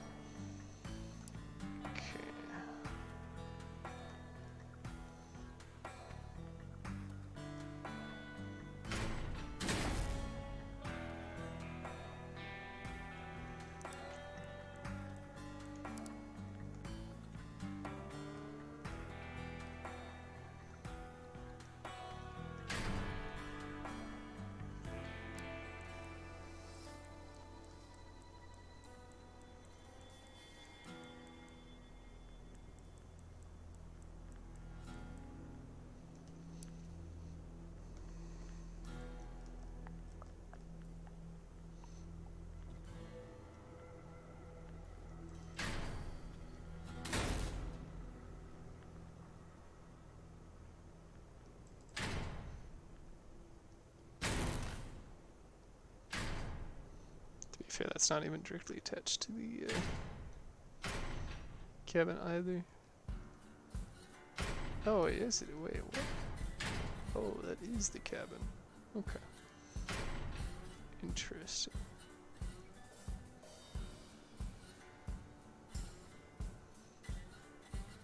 I'm not sure I believe that. I'm gonna test that out.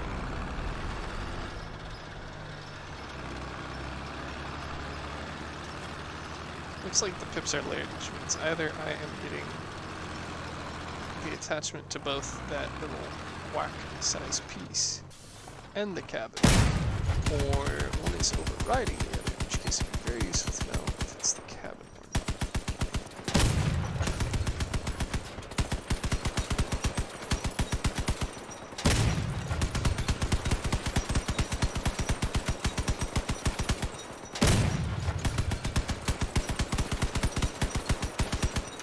So if I shoot just the bottom part.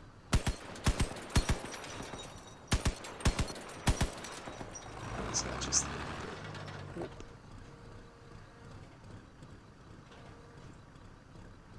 I think we're gonna tree stick.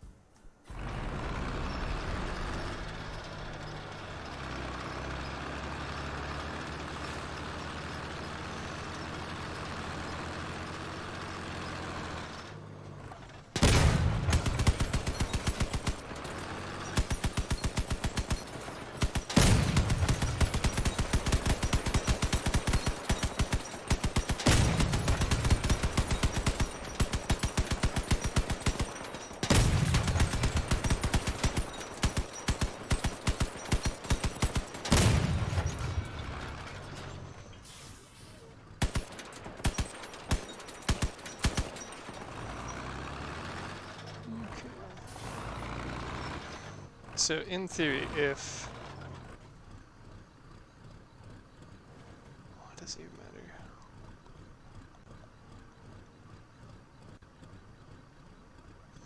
So if I pop the other buggy part, the entire front should fall off.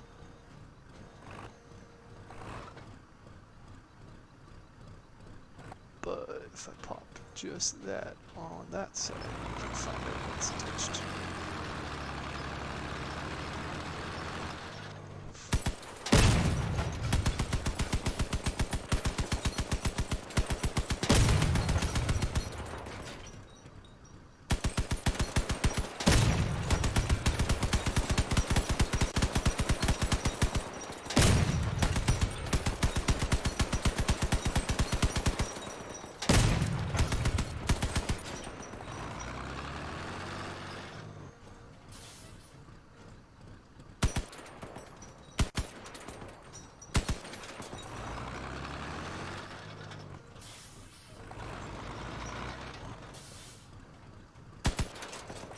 It's definitely attached to the cabin right now. So what happens if I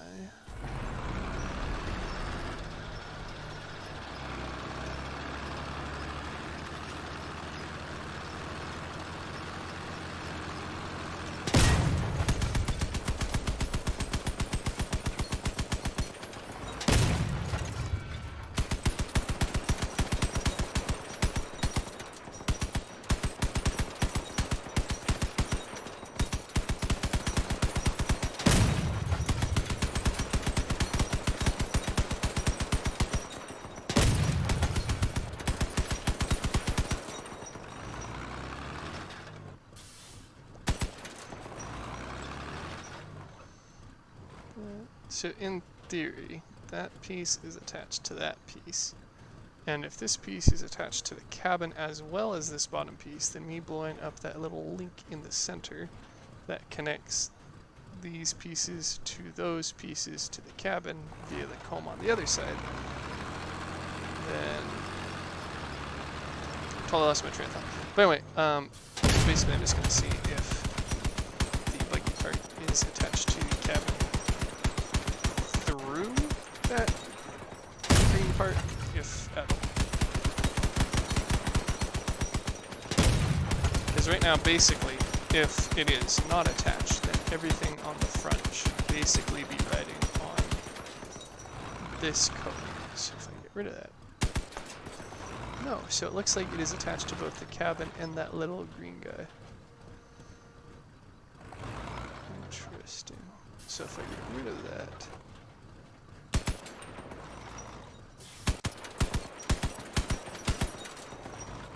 Put that on the other side as well.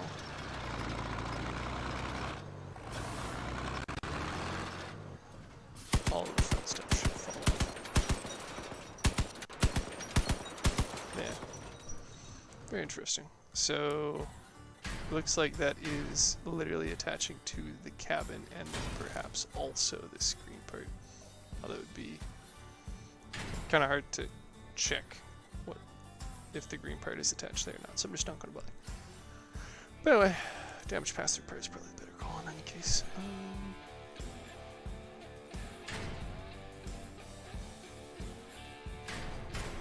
Let's see if this front monstrosity.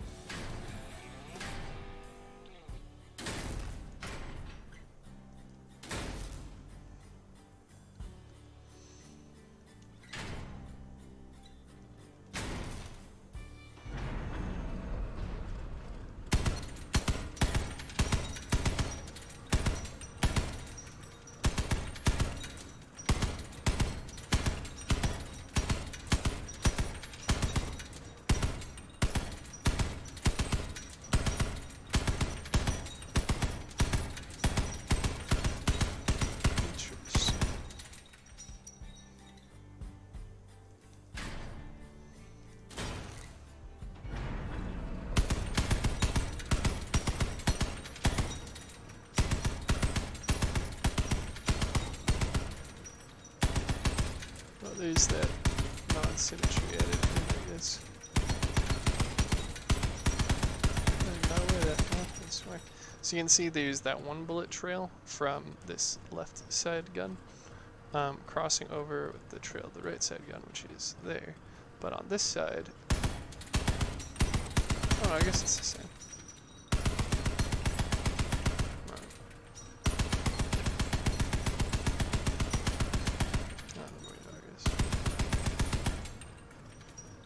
That makes sense. I just think it looked like this would almost be viable, and then I could put, I don't know, something in the middle here between the two. For shooting on this side, basically the same. But when I cross over, that significantly increased range. So probably best to leave them horizontal. Which kind of just loops back to all those prior issues.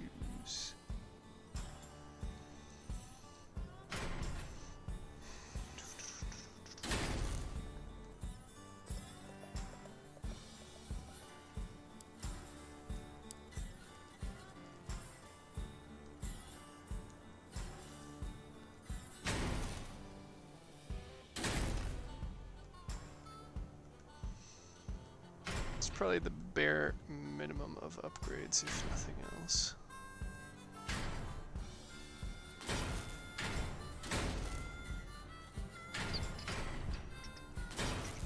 I actually like that there. A lot more than the cold storage.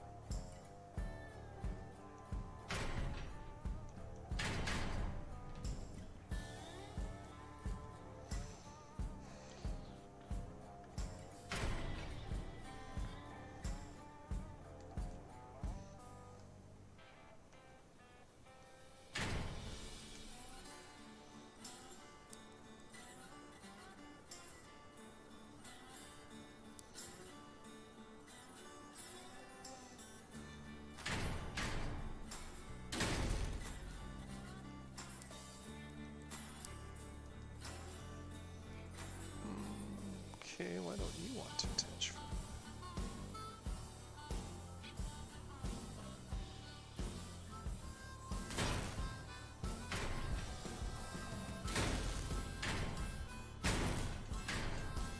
That sucks.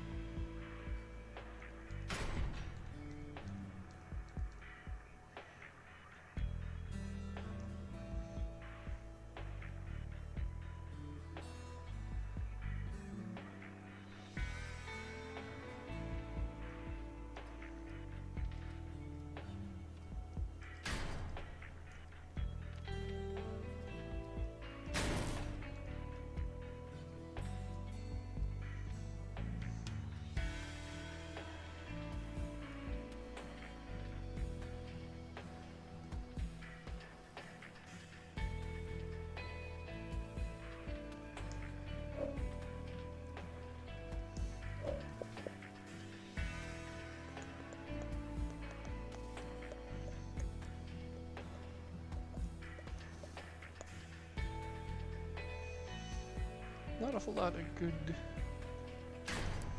solutions. I think I would have had an answer for this after not having them for so long, but alas, it was not to be.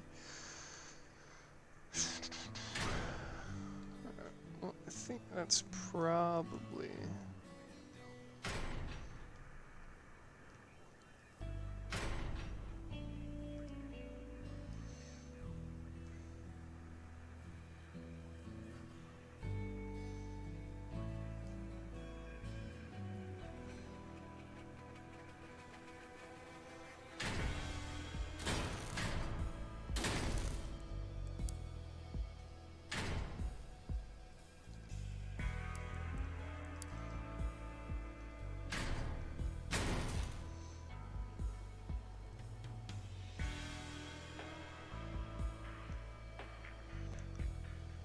I was gonna say it when I had the idea of doing that.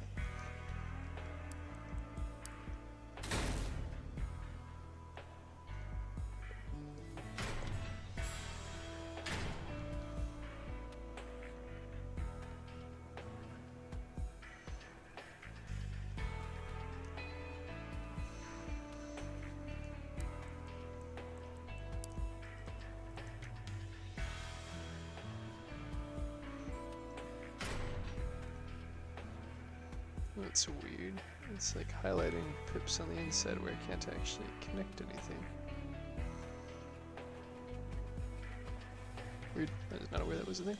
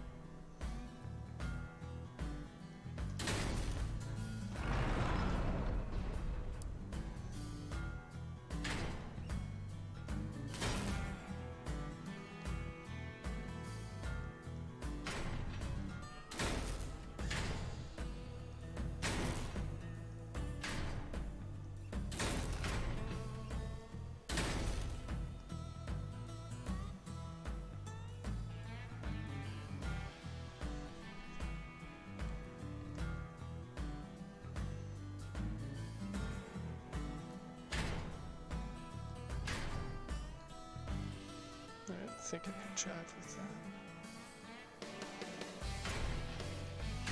Don't really need those. Yes, I can.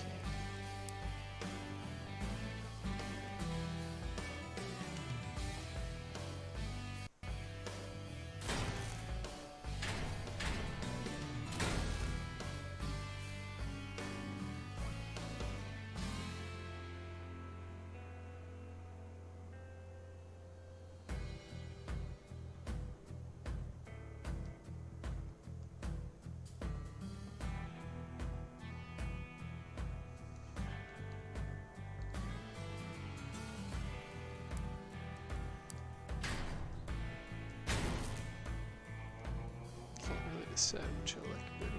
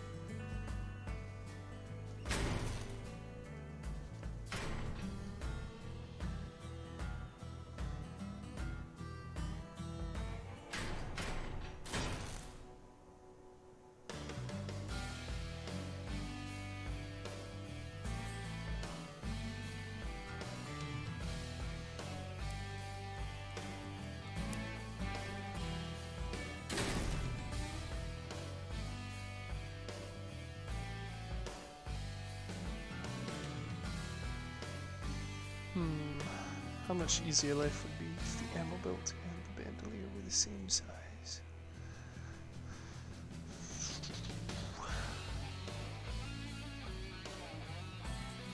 I think I'm okay with the way that looks.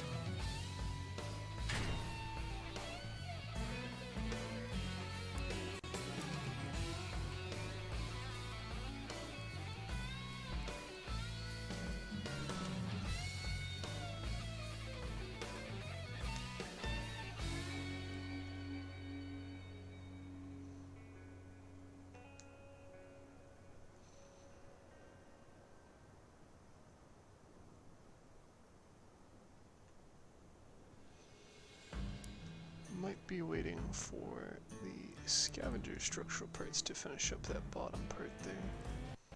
3x6. 3x6. It's 3x6, so that is not symmetrical. But I could probably do that. Is not.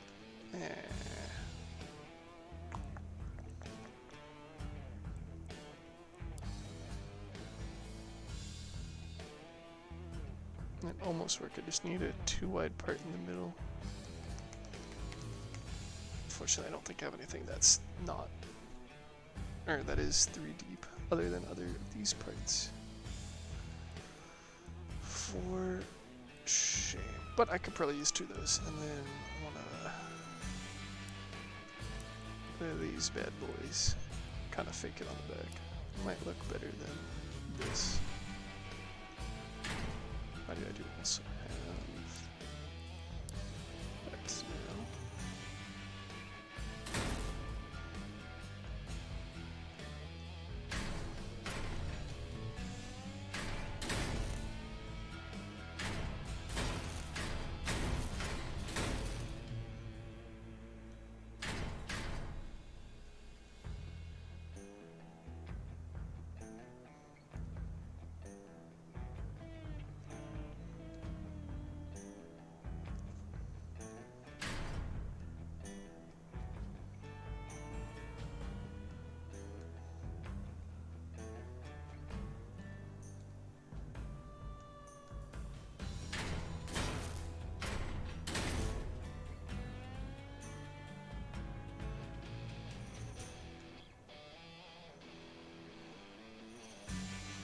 I think I'm overthinking this again, so I'm just going to save what I currently have.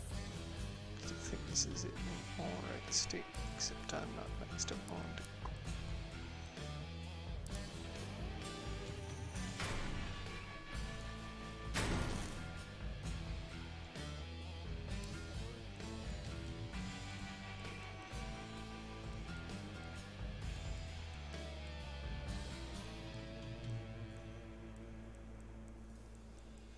That's right, I forgot I had these bad boys. I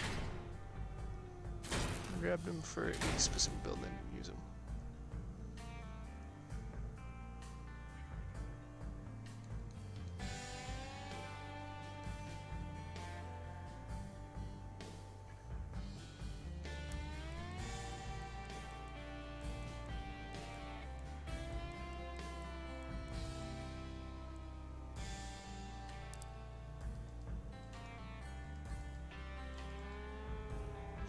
Do love how clean that looks though. And the bolts like match up with the pattern of that. Very nice, very nice. Rear cover, best. 2x6 part. Bow show.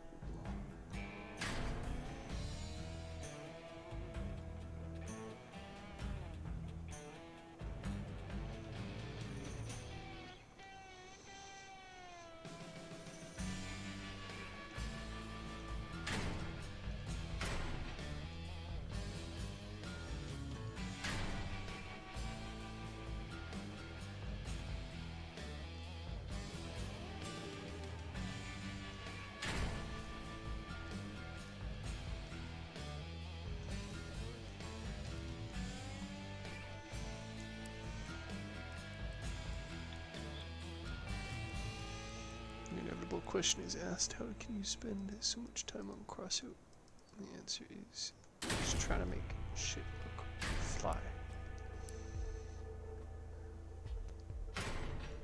Does not go well, generally speaking.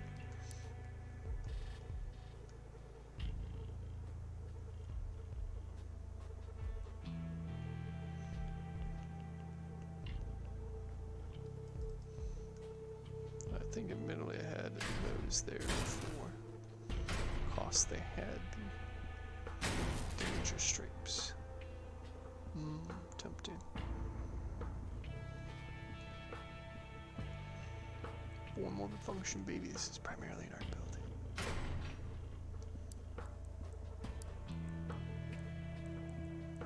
It's fine, probably, but I'm just a little sure.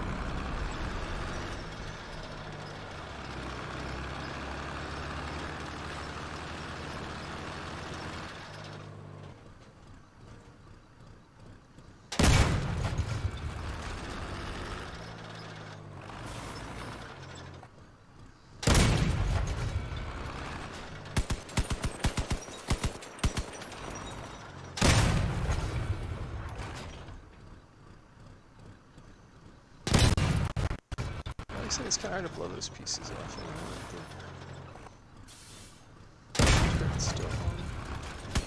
Yeah, bug it, I'm gonna keep it.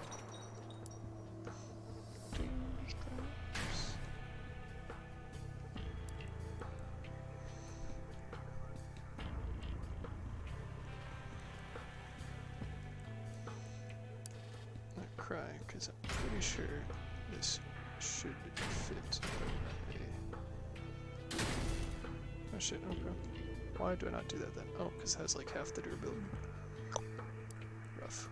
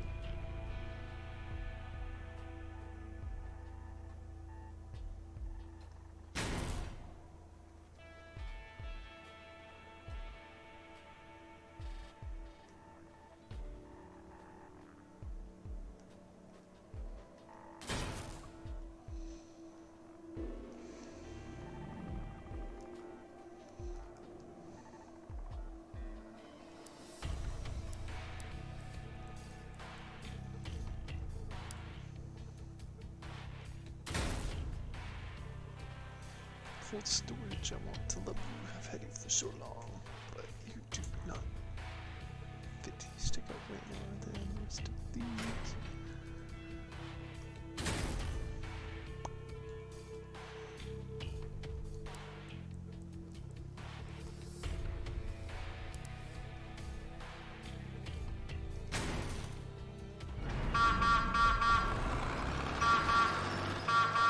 Kinda sounds reminiscent of a World War I era car horn, right? World War I tanks have car horns. To the internet.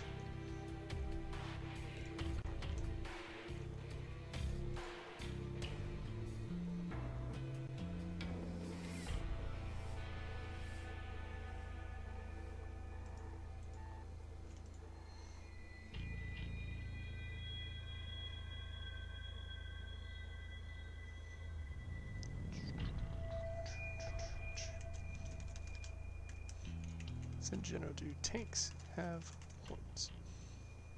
Do battle tanks have horns? The Leopard has a horn.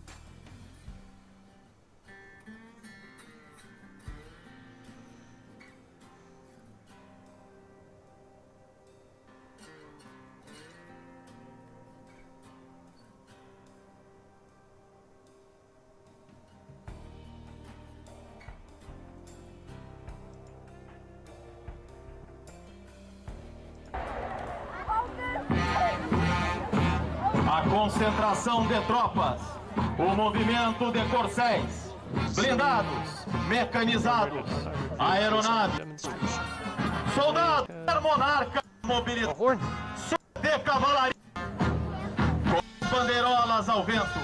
Por meio de suas 4-minute mark, that would have been useful. antevendo o início da vitória. Carga! Carga!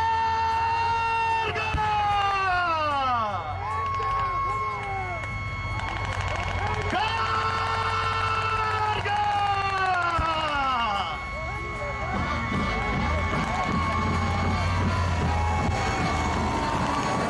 So we just have this. It's going as It's like it flags out, but it just stays super high, and super low. Dang.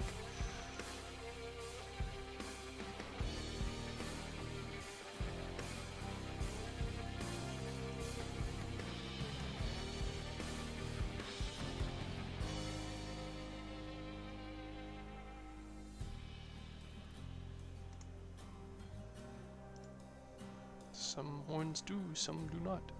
Give me the sounds.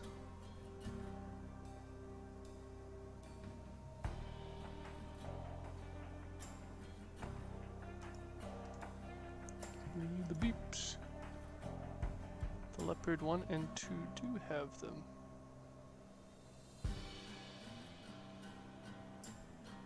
But what does it sound like? Does it sound like? Very important questions.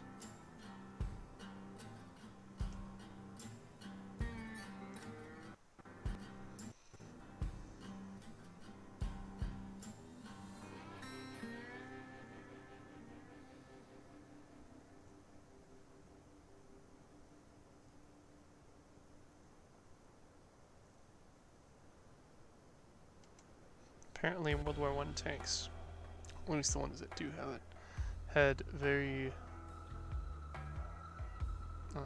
paintball tank. Wikipedia, what? A paintball tank? Dang, makes me want to go play paintball again.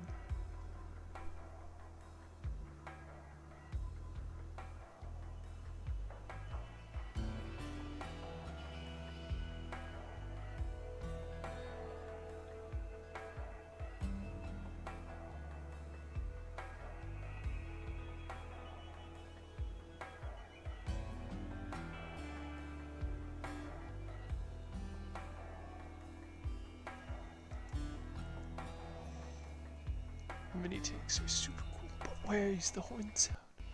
I'm just gonna assume that they have a horn sound just like the heartbeat cabin, which...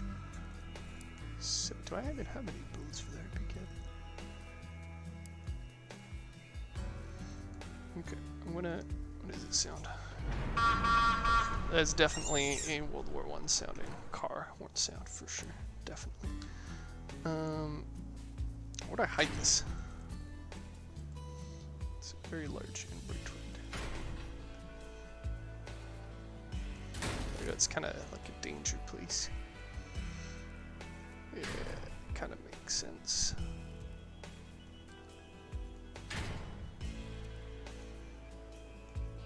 That doesn't even block the elephant.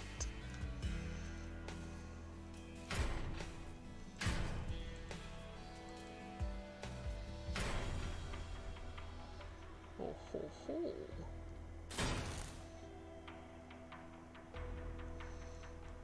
Even better. Let people go in the danger zone.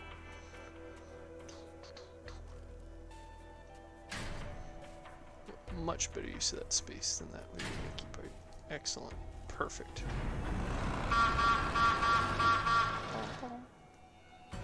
Beautiful. Just as the devs intended. Just gonna set your rotation to 0. Excellent. Updated, baby.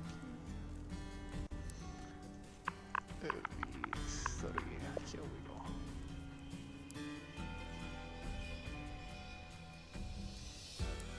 Very nice, very cool. Why are you, what?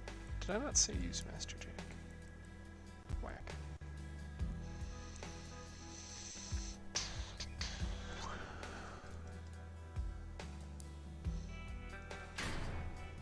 I was doing what? Talking about adding more mass earlier, but that wouldn't really do anything for this build. More tonnage, mass limit.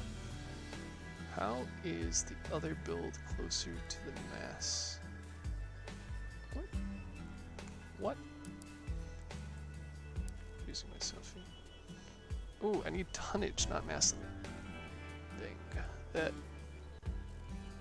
does not help at all. Means I'd get like, or not get 2,000 kilos out of fusing it. I would get the like 300, whatever it is, for fusing for mass minus 17%, and then I could get cabin tonnage plus 10%, but that's only what, like, actually, yeah, 600. So that's 1,000 total. So I don't even know if that's. I mean, I might be able to squick in a Apollo, whatever the weight of a gas gen is, but not do a whole lot else. Also, tonnage on cabin feels bad, even if it is just a blue epic rare final answer rare tier 1.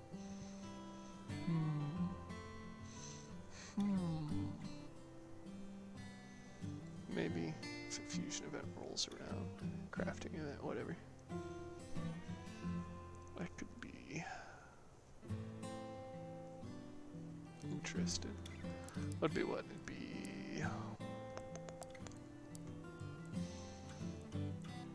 What is it? 2 of them. So my base one and then an extra one, and then I could get a guaranteed fusion. So for instance, say it's like this one, and it's. What's that weight limit? Okay, that's not the fusion I'd want. Okay, say it were. There we go. Minus mass, and then I could spend 2 cabins out of my 6 to get it, and then I could re-roll for another 2 cabins twice while locking in the mass and see what I get and see if I get plus tonnage. That could work. Could work. Could work. Okay. Okay, I can dig it. I can dig it. Well, that would work lovely for getting the 600 mass limit on here. Not that I use it, but just in theory.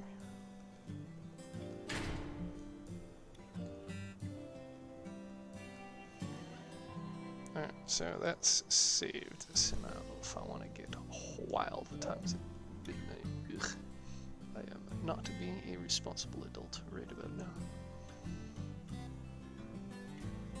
But that's okay.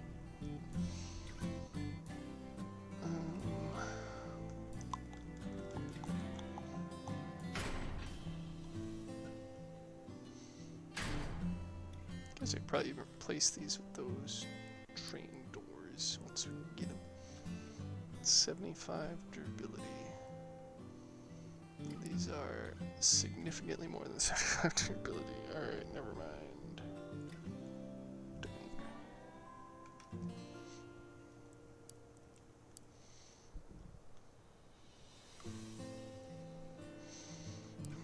What to do? Yes. Look at that. That looks cool though. Stripes and red glow. Excellent. Oh, and there's a better part for that right there now. If it fits, kind of. Is it actually any better? 21 durability versus 15. Oh yeah. Fills the gap better in any case. Okay, big wins. Big wins with checking this build out with the battle pass. Some clipping issues, lovely.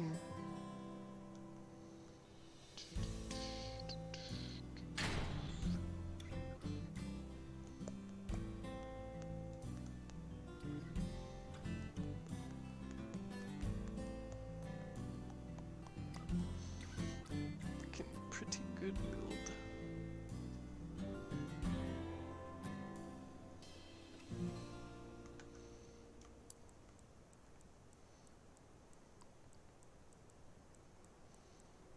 Just realized now I could have done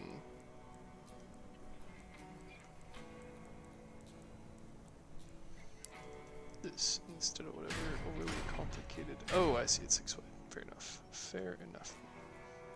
But I could have done this.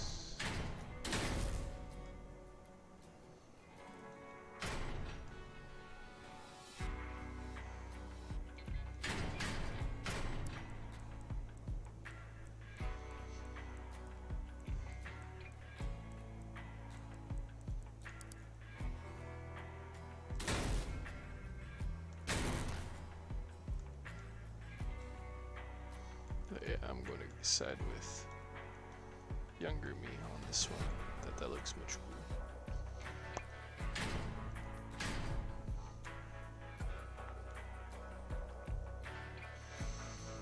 Alright, build is coming together. Anything I can do about the underside to make it, yes, less yolk. Yeah, but it's not going to be as durable, so I'm going to leave that as that.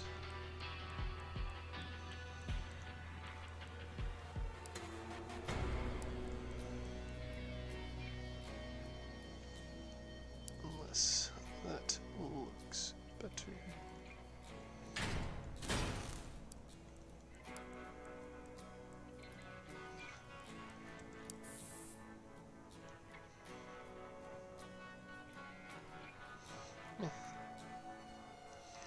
Alright, so now for the rear kicker. I'm just going to save that back rearrangement.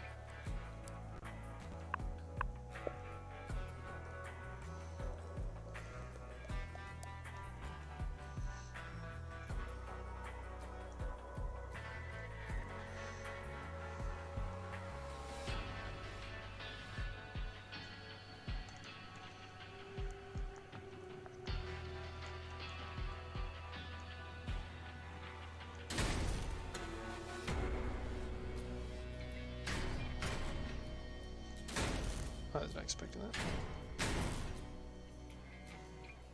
That doesn't surprise me now. Sure, that has higher durability anyway. Look now.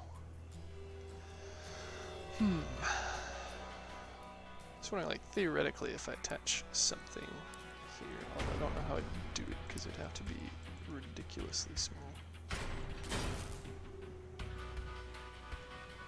Practically everything seems to be annoying. Other than that, surprisingly.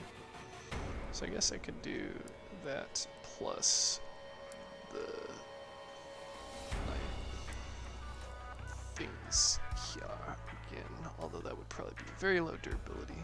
Is it 3 parts and 50 durability compared to 1 part and 60 durability? But I could do that on the front here, presuming that doesn't start rotation, which does. Okay, maybe not. Oh, I just think I could do that and then touch that upside down. Maybe not.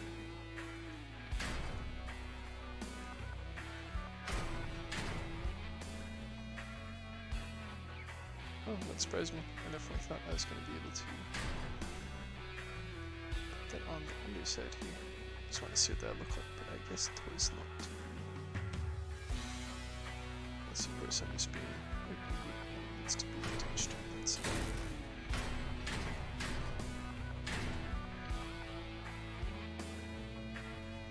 Oh, interesting. So that's like the one orientation in which it fits. Crazy that. Alright.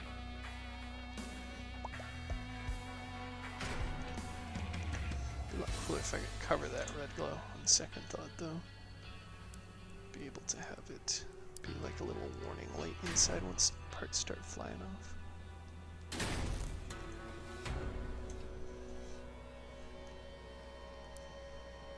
But I don't have any infinitely thin parts, so I don't think it is going to happen.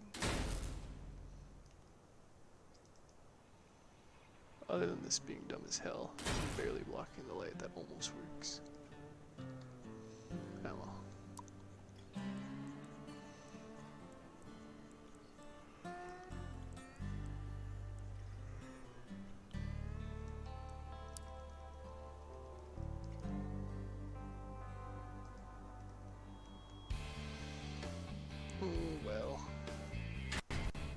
kind of works like a glow as if it was coming from the sun, kind of. Alright, so now for the front. How do I move this to make it hella?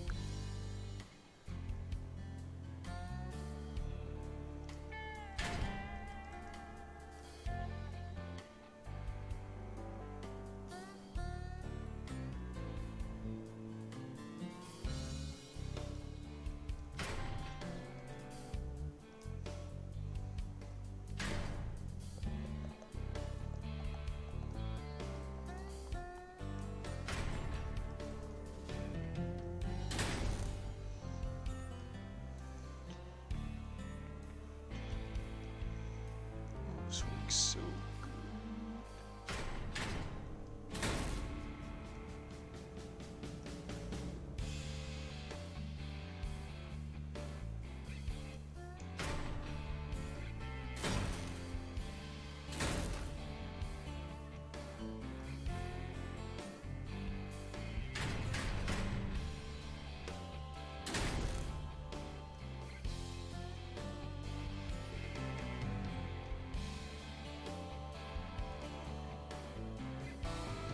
So close to perfection.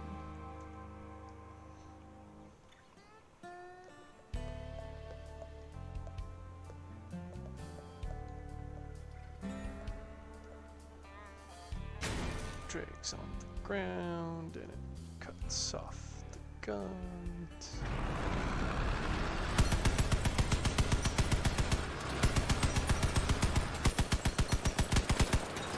See, it's definitely not dragging right now. What?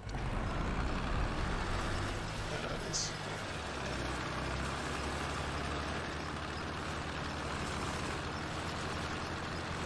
Just a little bit sometimes because it's slowing it down.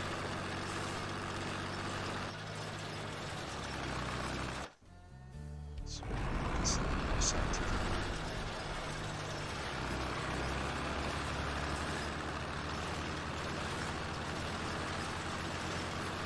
$50 and the duplicate vehicle. And I hit speed cap after that. And if I get rid of it, I accelerate faster now. So I'm going to just put that at somewhere else. Trying to see if dragging slow it down. They do it, but I'm going to say historically it does.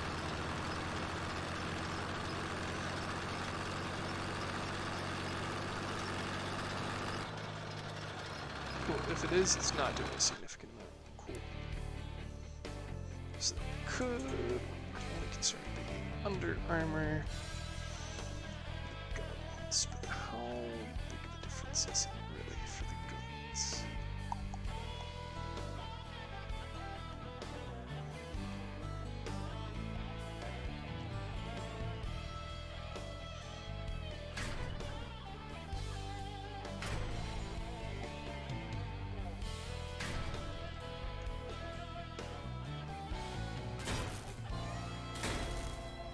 Aha.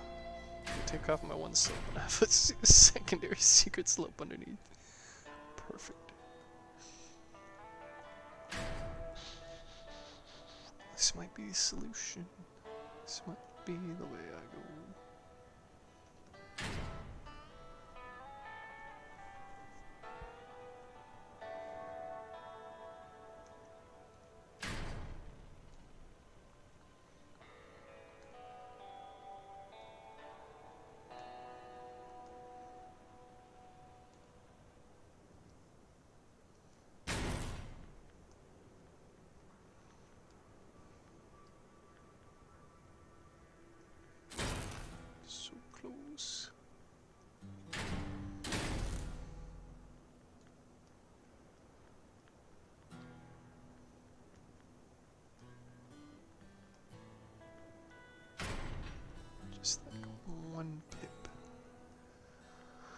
If I pushed everything out, would that improve the look of the back at all?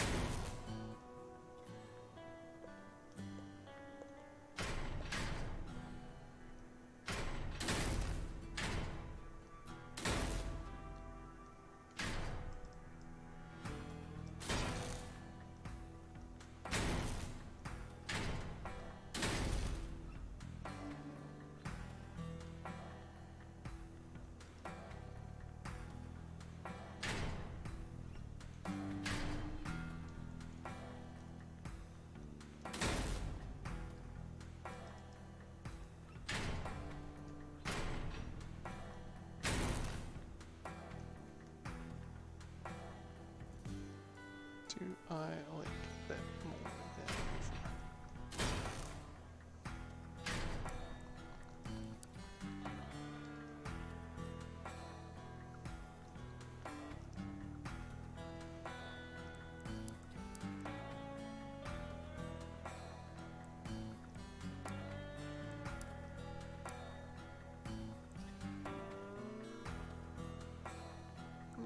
Not so sure.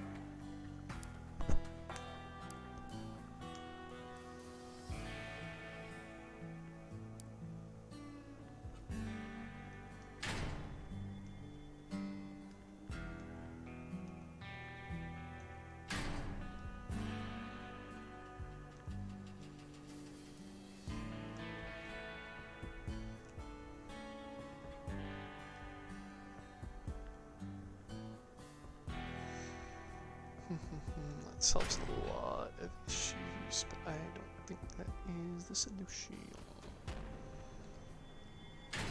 What if it were?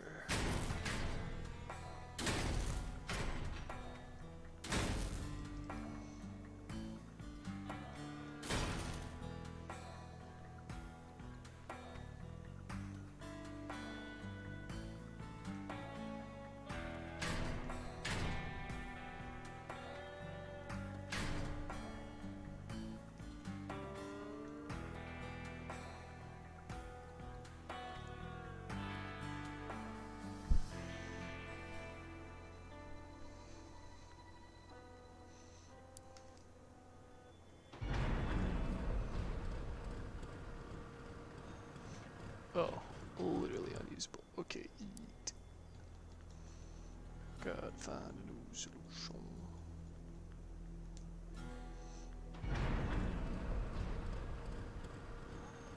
Can't have viability compromised.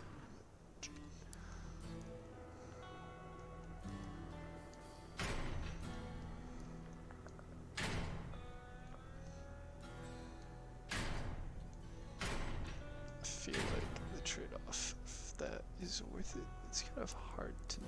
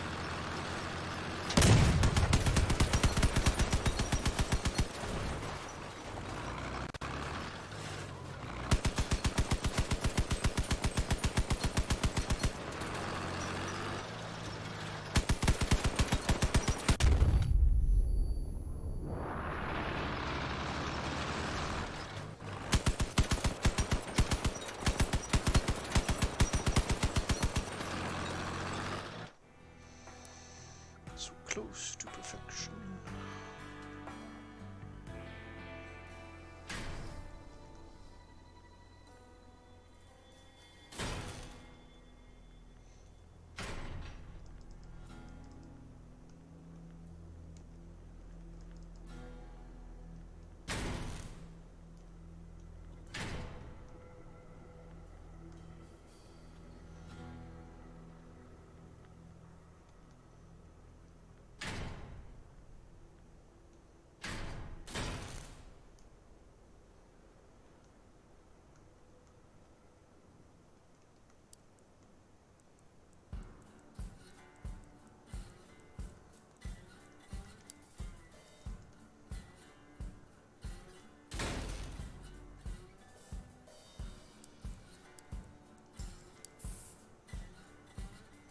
That looks awful.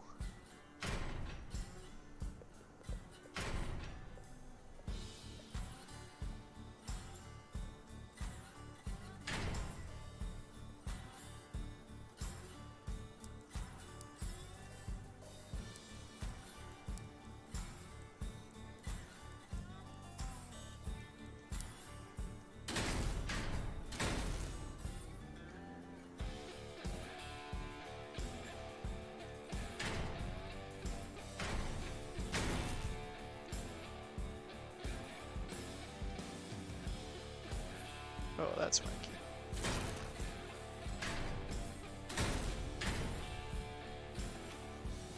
I guess technically not. Alright.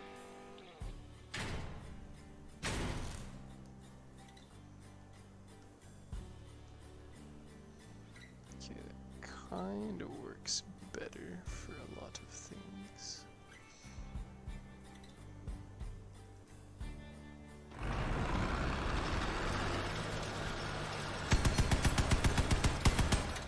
And how do I close it off?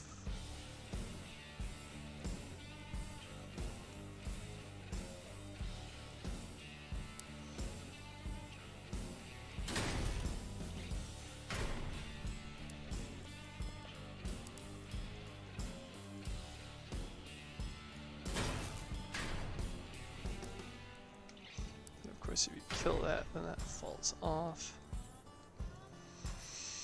Kinda makes me feel like there's no best answer.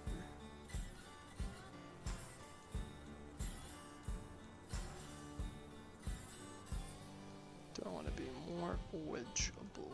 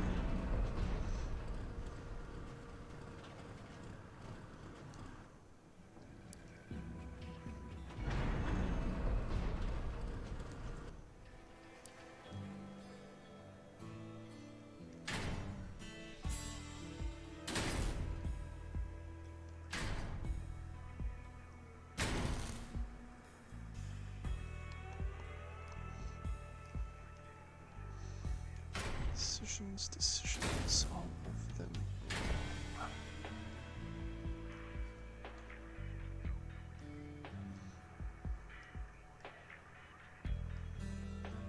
Well, this makes a happy face, so you know what? I think based solely on that fact, and not at all because it is past midnight, I'm already sleep deprived.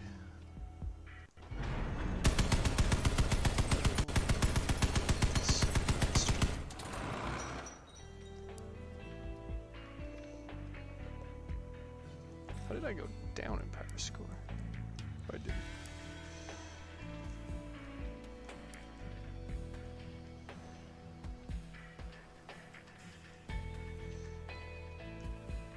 The undercarriage range does not inspire joy. Did I even originally do?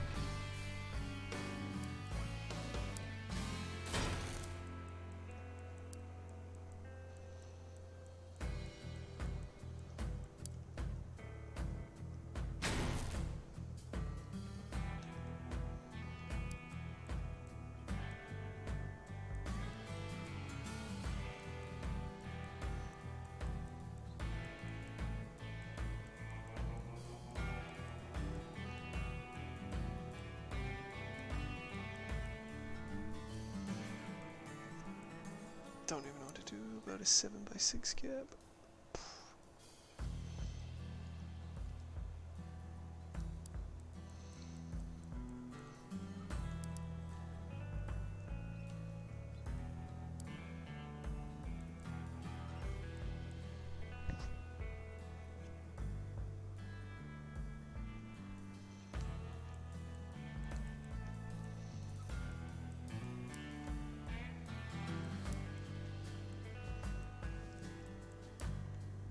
Oh, shit. Well, I guess just wait till I get those. Not nearly as durable or dense as the other parts, but it will do. Only a mere 2 weeks. Haha, out.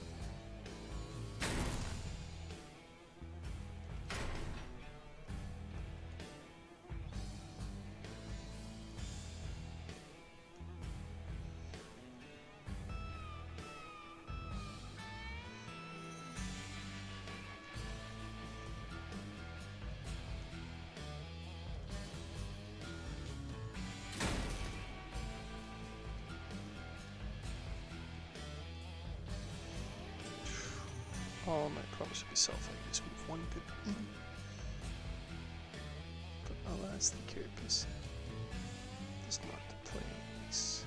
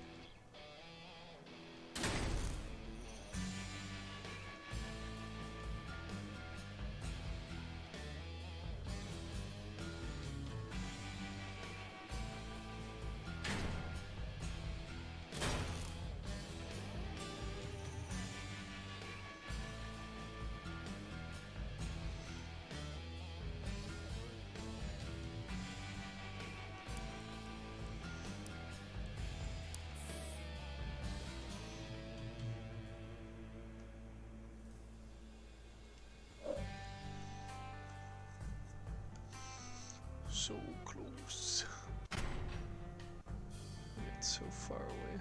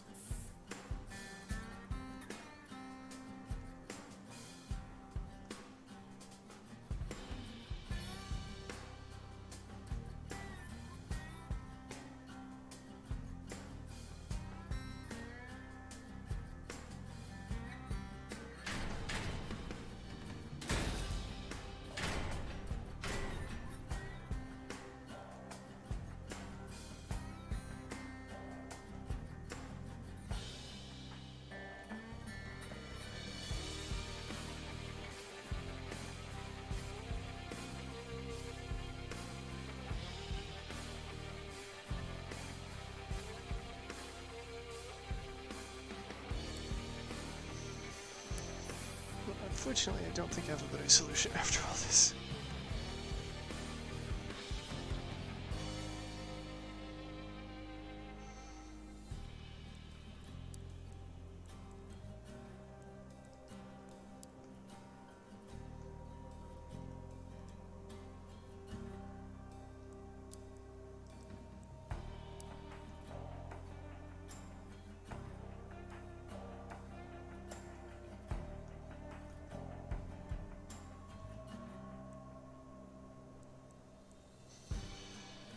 So I think I will just await the tram doors.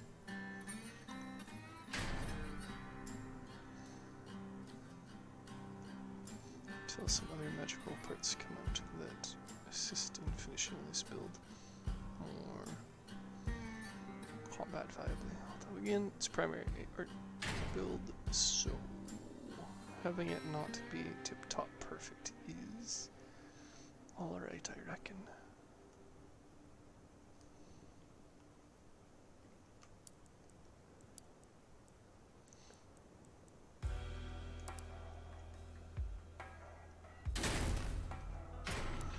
Meantime, I'm just going to slap these underneath.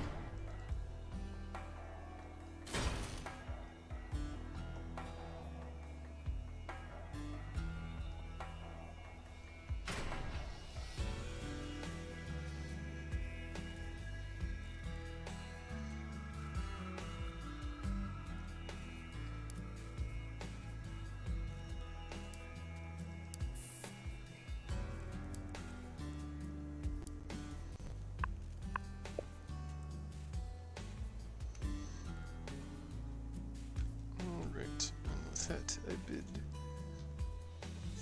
my many loyal followers